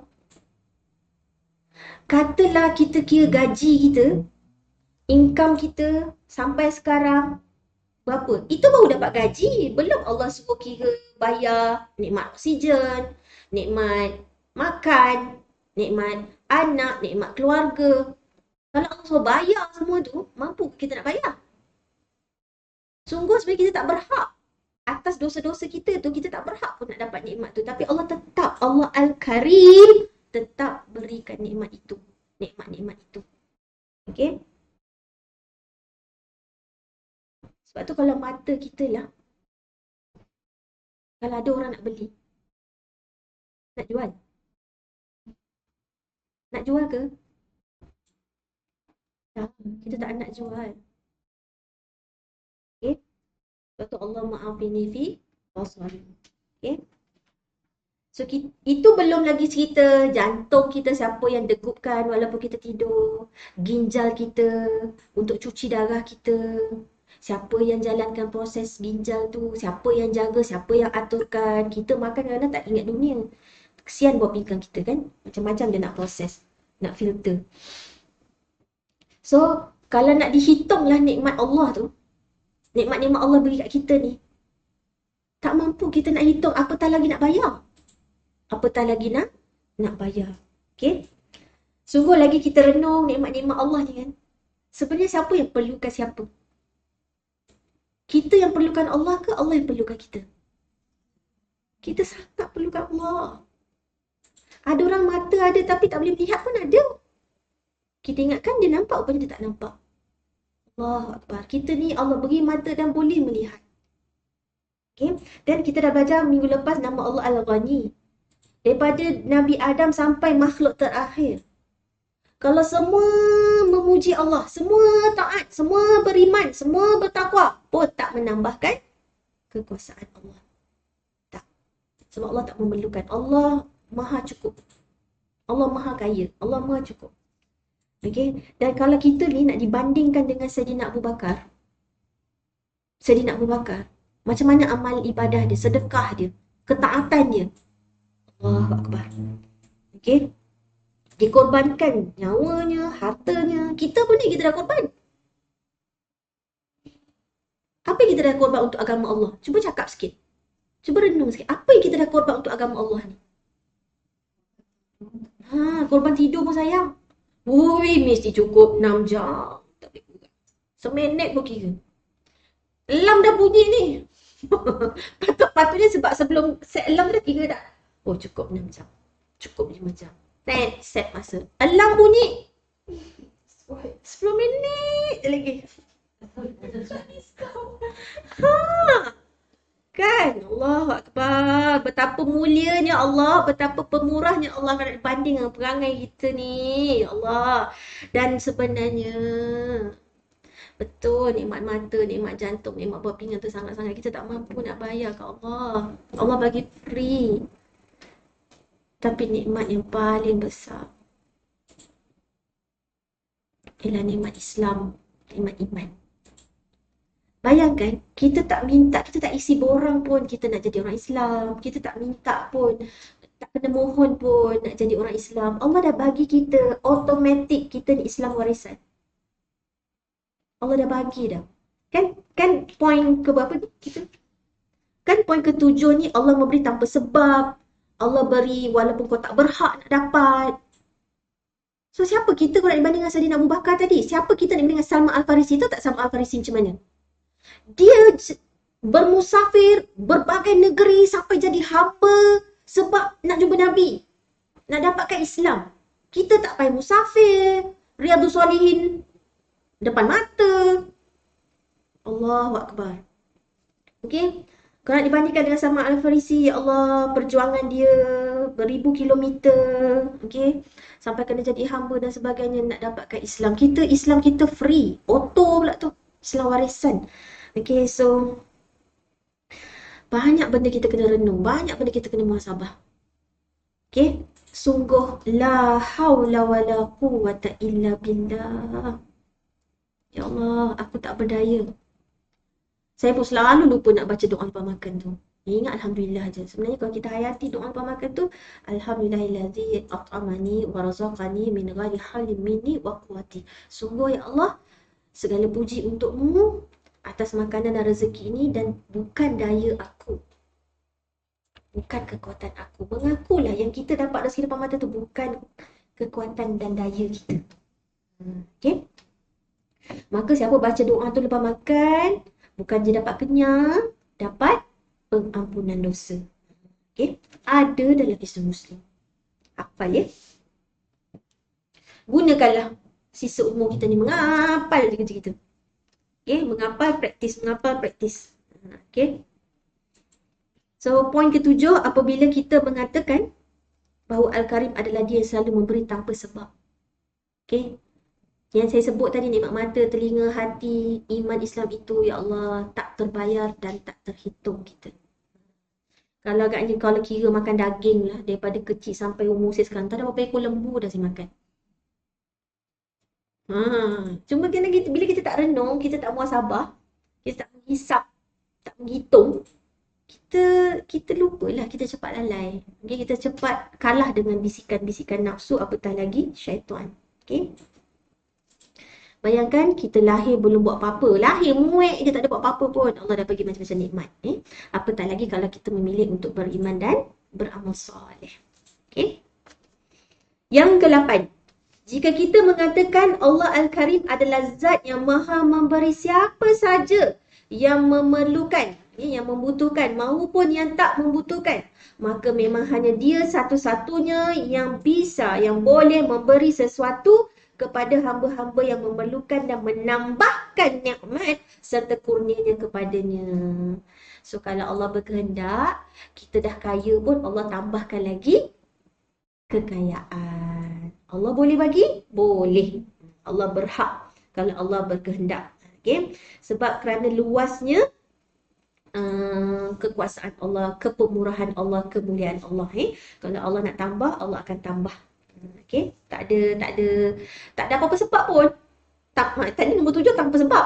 Lepas tu yang ke-8, Allah nak beri, Allah memang nak tambah pun Allah boleh. Allah nak kurang pun boleh. Allah nak muliakan boleh. Allah nak hinakan pun boleh. Sebab tu kita baca Fatihah tu, Ar-Rahman Rahim. Ar-Rahman boleh beri dan boleh tarik. Sebab tu orang beriman bila diberi nikmat, bersyukur. Bila diuji, sabar. Dua-dua tu kena ada. Baru dia balance. Umpama 2 sayap, barulah sampai ke boleh terbang tinggi ke syurga insyaAllah. Amin.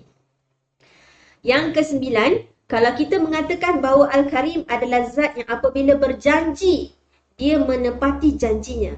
Maka setiap orang yang berjanji ada kemungkinan dia menepatinya ataupun tidak menepatinya.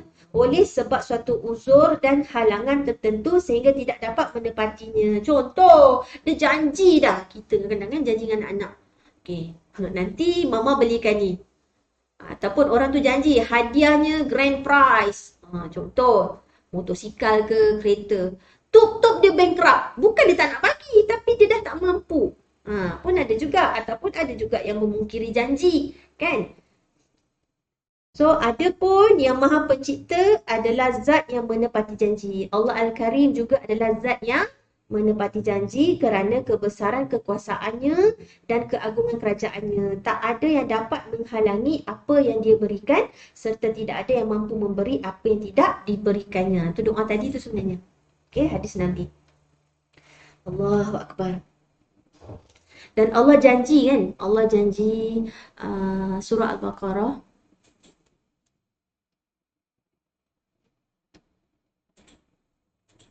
Bukan surah Al-Baqarah. Apa? Kita tengok dulu surah Ghafir. Ayat 60.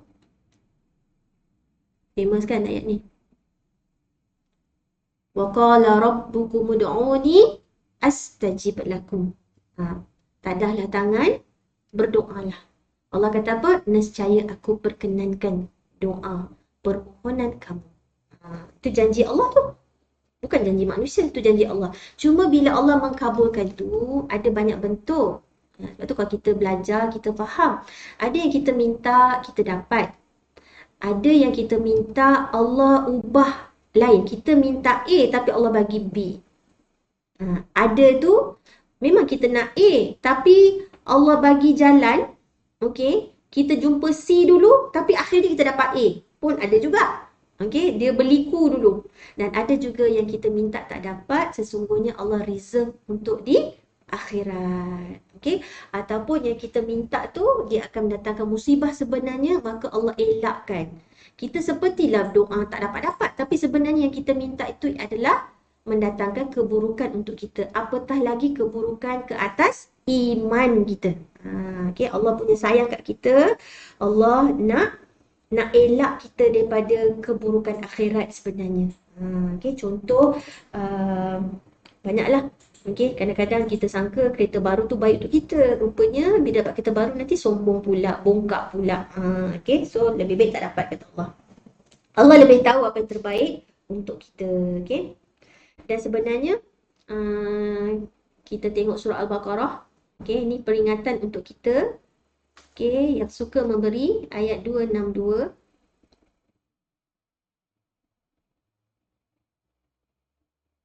Okay, Allah Subhanahu Wa Taala berfirman dalam surah Al-Baqarah ayat 262 yang bermaksud orang-orang yang membelanjakan hartanya pada jalan agama Allah kemudian mereka tidak mengiringi apa yang mereka belanjakan itu dengan perkataan membangkit-bangkit pemberiannya. Contoh, kalau kita ni suka memberi tapi lepas tu mengungkit-ungkit. Okey, dan tidak pula menyinggung atau menyakiti pihak yang diberi. Kita sakitkan hati orang tu. Kau ni kan, asal duit je kau ingat muka akak kan? Contoh, okey, mereka beroleh pahala di sisi Tuhan mereka dan tidak ada kebimbangan dari berlakunya kejadian tidak baik terhadap mereka dan mereka pula tidak akan berduka cita. Sama juga wala khaufun alaihim wala hum yahzanun, iaitu orang yang infak tapi tak mengungkit-ungkit dan tak memberikan kata yang tidak baik kepada penerima. Maksudnya macam ni, kita yang memberi ni, kita kena lupakan apa yang kita bagi tu. Tapi kalau kita menerima bantuan tu, janganlah kita lupakan jasa baik orang tu. Okay? Kalau mampu balas, balaslah. Ada dua posisi. Dekat ayat ni, Allah nak bagi tahu ada dua position. Bagi orang yang memberi, dia kena lupakan. Tapi bagi orang yang menerima, janganlah lupakan. Jangan lupakan. Macam kacang lupakan kulit. Okay. Okay. Yang ke-10. Tu kan? Okay, Allah menepati janji. Yang ke-10, jika kita berkata bahawa Al-Karim ialah zat tempat diminta segala hajat, besar mahupun kecil, maka Allah saja yang boleh mengabulkannya. Kita kadang-kadang yang kecil pun tak mampu, apatah lagi yang besar. Allah minta ajak besar ke, minta ajak kecil ke, semua Allah boleh mengabulkannya. Okey? Yang penting, jangan ragu-ragu bila berdoa. Selagi kita yakin dengan doa kita, insya-Allah makbul. Jangan macam, betul ke ni? Betul ke ni? Boleh dapat ke ni? Jangan ragu-ragu. Yang penting kita kena terus berdoa dan yakin. Okey? Asal kita tak minta benda yang mustahil. Contoh, nak jadi Nabi. Memang tak lah. Kan? Ataupun doa yang, contoh, benda doa untuk memutuskan silaturahim, itu tak boleh. Itu Allah tak makbulkan. Okey? Ataupun yang tak dibenarkan syariat. Nak makan babi lah. Okey, semua benda-benda yang mustahil tu tolong jangan minta. Okey, yang lain semua Allah boleh bagi. Kecuali yang doa memutuskan silaturahim, doa-doa yang luar daripada dibenarkan oleh syariat. Itu tak boleh. Sebab Allah berfirman dalam surah Ar-Rahman ayat 29, yas'aluhu man fis samawati wal ard kulla yawmin huwa fi sya'an. Apa yang di langit dan di bumi selalu meminta kepadanya setiap waktu. Allah dalam kesibukan. Maksudnya kan, cuba bayangkan bahasa apa, minta apa, ya Allah, semuanya Allah tunaikan. Allah yang maha mendengar, Allah yang maha memakbulkan, Allah Al-Mujib, semua Allah makbulkan. Subhanallah. Atas segala bahasa, atas segala permintaan, besar ke kecil, semua Allah Al-Karim mampu memakbulkan. Mengabulkan. Allah boleh mengabulkan. Allahu Akbar. Kalau kita lah 5 bahasa cakap depan kita, bukan 5. Bahasa Arab pun tak faham ni kan. Ini kan bahasa rimau mungkin macam ni. Bahasa semut mungkin macam ni. Bahasa burung. Allahu Akbar. Okay. Dan kita sebab tu kita akan rasa macam sebab bila kita jumpa ayat Quran yang Allah mengatakan semua makhluk sebenarnya bertasbih. Lidah kita ni bertasbih kita kepada Allah. Daun, buah, pokok, laut, gunung, batu, semua bertasbih pada Allah. Haiwan semua bertasbih dengan cara yang mereka tersendiri. Tapi kita bertasbih tak pagi dan petang kepada Allah. Okay? Ya, Allah mampu untuk mengkabulkan semua permintaan. Serentak pun boleh Allah makbulkan. Bayangkan, Allah boleh mampu memakbulkan berbagai bahasa, berbagai permintaan, serentak. Allahu Akbar. Yang ke-11. Jika kita memanai Al-Karim dengan dia tak akan menyia-nyiakan siapa saja yang berlindung kepadanya, maka memang hanya Allah Azza wa Jalla satu-satunya yang mengatakan dalam surah Kahfi ayat 30, inna la nudhi'u ajra man ahsana amala. Kami benar-benar tidak akan menyia-nyiakan pahala orang yang mengerjakan perbuatan yang baik itu. Apa itu ahsanu amala? Satu, ikhlas semata-mata kerana Allah, tidak mensyirikkan Allah. Yang kedua, ittiba' sunnah, ittiba' rasul. Ada satu je. Ikhlas dah, tapi tak ittiba' rasul. Atau dua-duanya sekali tak ada. Maka diingatkan dia dapat pahala. Rupanya, dapat dosa. Itu kita tak nak tu, itu kita takut tu. Okay? Allahu Akbar. Sebenarnya, kita dah tahu kan dalam surah An-Najm. Surah An-Najm, Allah kata apa? Kata-kata Rasulullah adalah wahyu. Surah An-Najm.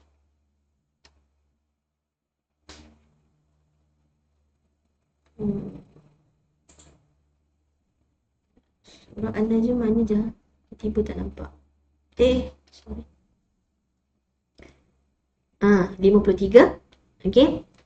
A'udzubillahi minasyaitonirrajim. Bismillahirrahmanirrahim. Wan najmi idza hawa ma dhalla sahibukum wa ma ghawa. Ayat 2. Rakan kamu Nabi Muhammad yang kamu tuduh dengan berbagai tuduhan itu, tidaklah dia menyeleweng dari jalan yang benar dan dia pula tidak sesat dengan kepercayaan yang salah. Ayat 3. Wa ma yantiqu 'anil hawa. dan dia tidak memperkatakan sesuatu yang berhubung dengan agama Islam menurut kemahuan dan pendapatnya sendiri. Semua kata-kata Rasulullah adalah wahyu, bukan ikut nafsu. So, sekarang ni betul. Allah faham semua bahasa doa. Allah faham setiap apa yang kita berdoa. Tetapi doa kita, perkataan kita ada tak kemungkinan bercampur dengan keinginan nafsu? Ada tak? Pasti ada. Permintaan kita pasti ada ikut nafsu kita.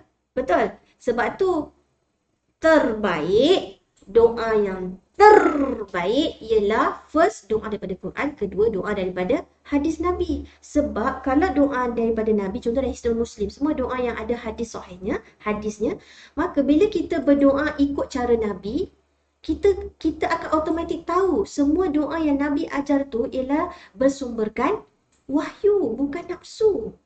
Sebab kita ni mesti ada terdorong oleh nafsu syahwat kita. Keduniaan lah maksud saya. Sebab tu yang Nabi ajar, Allahumma inni as'aluka ilman nafi'ah, dulu nombor satu. Tapi kalau kita dulu-dulu, biasa doa apa? Minta nombor satu. Panjang umur. Bukan minta ilmu. Lepas tu minta murah rezeki, lepas tu minta sihat tubuh badan. Itu semua nafsu. Kita nak makan sedap kan? Panjang umur, nak makan sedap kan? Nak sihat, boleh pergi sana, pergi sini kan? Okey, Allahu Akbar. So, nombor satu sebenarnya minta ilmu yang bermanfaat. Barulah rezeki yang thayyib, wa rizqan thayyiban wa amalan mutaqabbal. Itu paling penting tu, amal diterima. Allahu Akbar. So, terbaik. Kenapa kita dengar sekarang ni yang terbaik? Ikut je doa Nabi. Sebab confirm-confirm itu wahyu. Sebab Nabi dalam surah An-Najm ini, surah ke-53 ayat 3 ni, sungguh Allah dah bagi tahu kita semua yang dikatakan oleh Nabi semuanya tidak ada menurut hawa nafsu. Yang Nabi keluarkan adalah kata-kata wahyu. Okay? So lebih baiklah ikut doa Quran atau doa Rasulullah. Ataupun kedua-duanya. Itu lagi baik Kalau tak, jadi sia. Itu kita tak nak tu. Okey. Seterusnya surah Al-Mu'min ayat 60. Okey, surah Ghafir ayat 60. Wa qala rabbukum ud'uni astajib lakum. Dan Rabbmu berfirman, berdoalah kepadaku dan saya akan aku perkenankan bagimu. Okey, yang ke-12.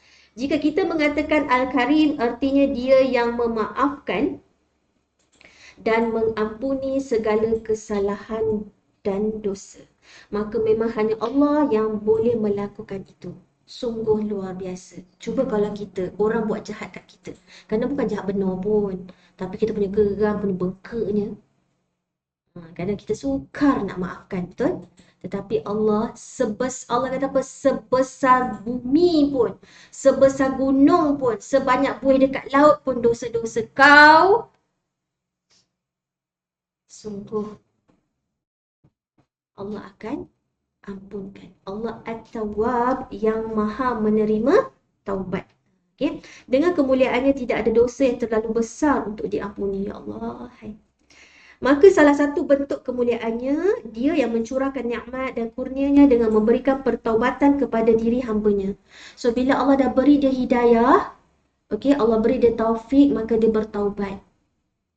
Okay? Dan bagi seorang orang kafir, waktu dia, contoh sebelum dia memeluk Islam, dia dah ada juga kebaikan yang dia buat. Contoh, dia ada kebaikan-kebaikan dia buat dan dia ada juga dosa-dosa dia. Okay? Tapi once dia masuk Islam, semua kebaikan yang dia buat masa dia masih kafir, ditukar jadi pahala dan semua dosa dia ditukar jadi, dosa dia diampunkan. Ibarat baby baru lahir, dosa tak ada, tapi kebaikan yang dia buat masa dia kafir, dikira. Tetap dikira. Allahu Akbar, baiknya Allah. Okay? Itu orang kafir. Sangat. Kalau Allah beri hidayah untuk dia bertaubat, Masya Allah, Tabarakallah. Okay? Sekarang kita kena minta ihdinas siratal mustaqim. Okay? Yang paling kita takut ialah hujung hayat kita. Itu kena jaga. Malik yaumiddin. Wahai Allah Al-Malik. Peganglah hati aku ni Allah sampai akhir hayatku. Okay? Beriman kepadamu. Okey, salah satu bentuk kemuliaannya pula adalah dia menerima taubat itu walau sebesar apapun dosa dan kejahatan yang dilakukannya. Bentuk kemuliaannya yang lain adalah dia mengganti kejahatan yang dilakukan oleh orang bertaubat dengan kebaikan. Tadi tu macam orang kafir tadi, bila dia memeluk agama Islam, kebaikan dia diterima, diganti, kejahatan dia pula dihapuskan. Kemuliaan Allah Azza wa Jalla juga termanifestasikan dengan kegembiraannya terhadap pertaubatan dan permohonan ampun dari para hambanya. Termasuk bentuk kemuliaan Allah bahawa dia malu. Siapa yang malu ni? Allah malu kepada hambanya apabila hambanya mengangkat kedua tangannya untuk meminta kepadanya dengan segala kerendahan hati, lantas dia mengembalikan keduanya dalam keadaan hampa dan kondisi kosong tanpa dikabulkan permintaannya. Allah Akbar. Macam kita lah kadang-kadang, contoh kita mampu kan, tapi kita malu kalau tak bagi sesuatu pada orang yang datang rumah kita. Nak kan macam saudara kita ke kan, anak buah kita datang kita, so macam malu kalau kita tak bagi dia makan ke kan, tak bagi buah tangan ke. Ibaratnya macam itulah. Okay. Faktor terpenting yang menjadikan hamba memperoleh kemuliaan dari Al-Karim adalah dengan bertakwa kepada Allah Jalla wa'ala dalam rahsia kesendirian maupun terang-terangan. Okay. So kalau kita nak semua 12 sifat ni, okay, menolong orang tanpa mengharap balasan, kita memberi walaupun orang tu tak meminta, contohnya kan. Tadi antara 12 tu, kalau kita nak, syarat dia apa? Takwa. Faktor nak dapat sifat karim ini adalah dengan, highlight tu bertakwa kepada Allah Jalla wa'ala dalam rahsia ketika seorang-seorang maupun terang-terangan. Hamba yang paling mulia di sisi Allah adalah yang paling bertakwa kepadanya. Sebab tu dalam surah Al-Hujurat, surah ke-49 ayat 13, Allah berfirman, Inna akramakum indallahi atqakum, innallaha alimun khabir. Akramakum tu kemuliaan. Allah Al-Karim digandingkan dengan atqakum, digandingkan dengan ketakwaan. Okay? Sesungguhnya yang paling mulia di antara kamu di sisi Allah ialah orang yang paling bertakwa. So, kalau nak sifat tadi tu, yang kita nak apply dalam akhlak kita sehari-hari ni, faktor utamanya ialah bertakwa. Maknanya, kita taat pada perintah Allah dan tinggal apa yang Allah larang. Okay, sungguh Allah Maha mengetahui lagi Maha teliti. Semoga Allah SWT menjadikan kita termasuk ke dalam golongan para hamba yang bertakwa. Amin. Amin. Dan para walinya yang mulia. Sungguh Allah Maha mendengar lagi Maha mengabulkan doa. Okay, cuma saya nak tambah sikit je. Okay, tadi kita tengok hadis yang mengatakan Allah malu untuk sekiranya kita tadah tangan tetapi Allah tak memakbulkan. Sebab tu sifat malu itu Allah gandingkan dengan Al-Karim. Sebab kadang-kadang malu tu boleh disalah artikan. Okay, malu tu boleh disalah artikan. Contohnya mungkin malu tu mungkin boleh jadi sifat kekurangan.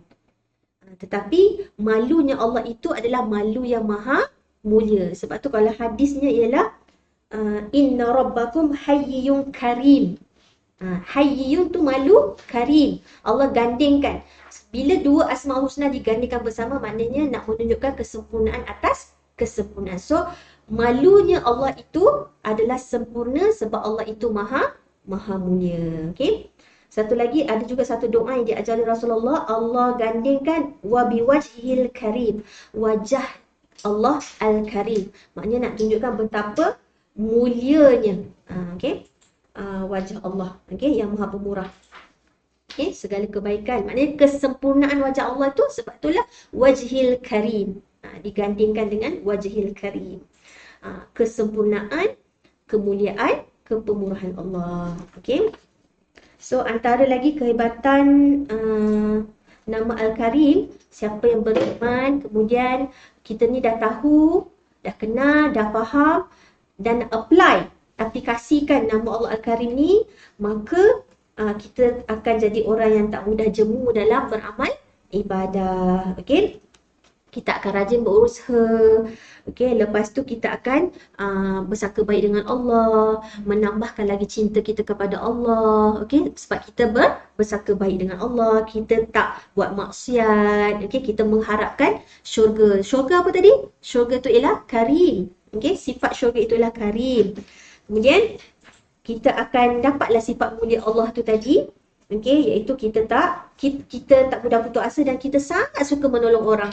Kita gemar menolong orang dan yang paling best lagi, insya-Allah mudah-mudahan kita mudah memaafkan kesalahan orang lain. Okey, kita mudah memaafkan kesalahan orang lain. So, tak ada lagi benci, tak ada lagi dendam, tak ada lagi permusuhan dalam hati kita. Okey. So, subhanallah, masya-Allah.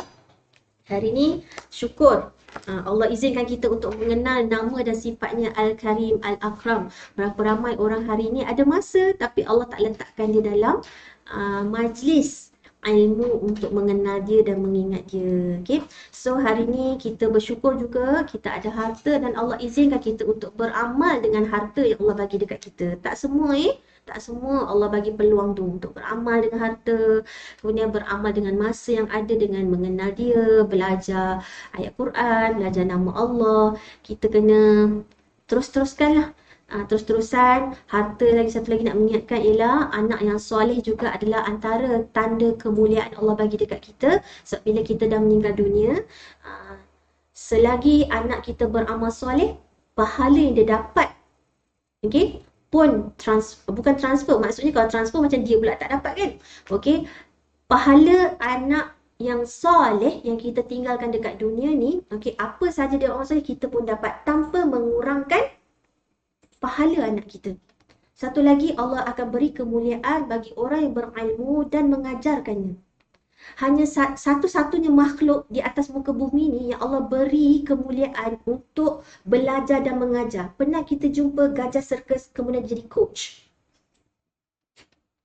Takkan. Okey, kitalah satu-satunya makhluk Allah muliakan dengan kita boleh belajar kemudian kita mengajarkan. Bayangkan kita dah meninggal besok, ilmu yang kita dah ajarkan pada anak-anak kita, pada saudara-saudara kita, sahabat-sahabat kita, mereka kita dah lupa dah. Contoh, walaupun kita belum mati, kita dah lupa dah. Kak ingat tak Kak ajar tu? Yang mana ni? Ya ke Kak ada cakap? Kita pun lupa. Okey, tapi yang mendengar tu ingat dan mengamalkannya, selagi dia amalkan dapat tak pahala? Dapat. Walaupun kita mungkin dah lupa dah. Ingat-ingat lupa. Okey, kita ni kan makin menua. Okey, so selagi orang tu istiqamah melakukannya, kita dapat pahala. Itu antara kemuliaan Allah akan beri pada mereka yang istiqamah belajar. Okey, man 'allama al-Quran man ta'allama al-Quran wa 'allama lahu, kan. Okey, siapa yang belajar dan mengajarkan Al-Quran itulah orang yang paling bermanfaat, paling baik di sisi Allah. Okey. Dan hari ni Allah akan beri kemuliaan pahala bila kita ditimpa musibah, kita bersabar. Itu pun kemuliaan tu bukan semua orang boleh bersabar dengan ujian. Okey. Allahu Akbar. Okey, ingat setiap kesulitan disertakan kemudahan. Kita nak yang mudah aja, sulit tak nak. Kalau tak nak sulit, macam mana nak dapat kemudahan tu? Sulit dulu, baru disertakan dengan kemudahan. Okey. Dan mulianya Allah Al-Karim, okey, kalau Allah ambil dari kita, Allah pasti gantikan dengan yang lebih baik. Lepas tu kalau kita sakit, contoh, sakit kita bersabar, kita masih boleh ucap alhamdulillah ala kulli hal. Okey, mungkin kesihatan kita berkurang tapi pahala Allah tarik tak? Tak. Pahala Allah tak tarik. Okey? Subhanallah. Okey, dosa Allah ampun, pahala Allah tambah. Masya-Allah, betapa mulianya dan betapa pemurahnya Allah. Itulah Allah Al-Karim, Al-Akram. Masya-Allah, tabarakallah. Okay. Ingat, kita siapa? Kita al-fuqara. Sangat-sangat fakir, sangat-sangat memerlukan, sangat-sangat berhajat kepada Allah, kepada hidayah Allah, kepada ilmu Allah, okay, rezeki Allah. Semua kita berharap pada Allah. So kalau bermohon tu, buatlah gaya orang fakir. Janganlah gaya-gaya belagak. Kan? Okay. So, jika tak ada apa soalan, saya minta ampun dan maaf segala kesilapan dan kelemahan saya. Okay, di Google Meet. Terima kasih Kak Rusia, Mak Kia.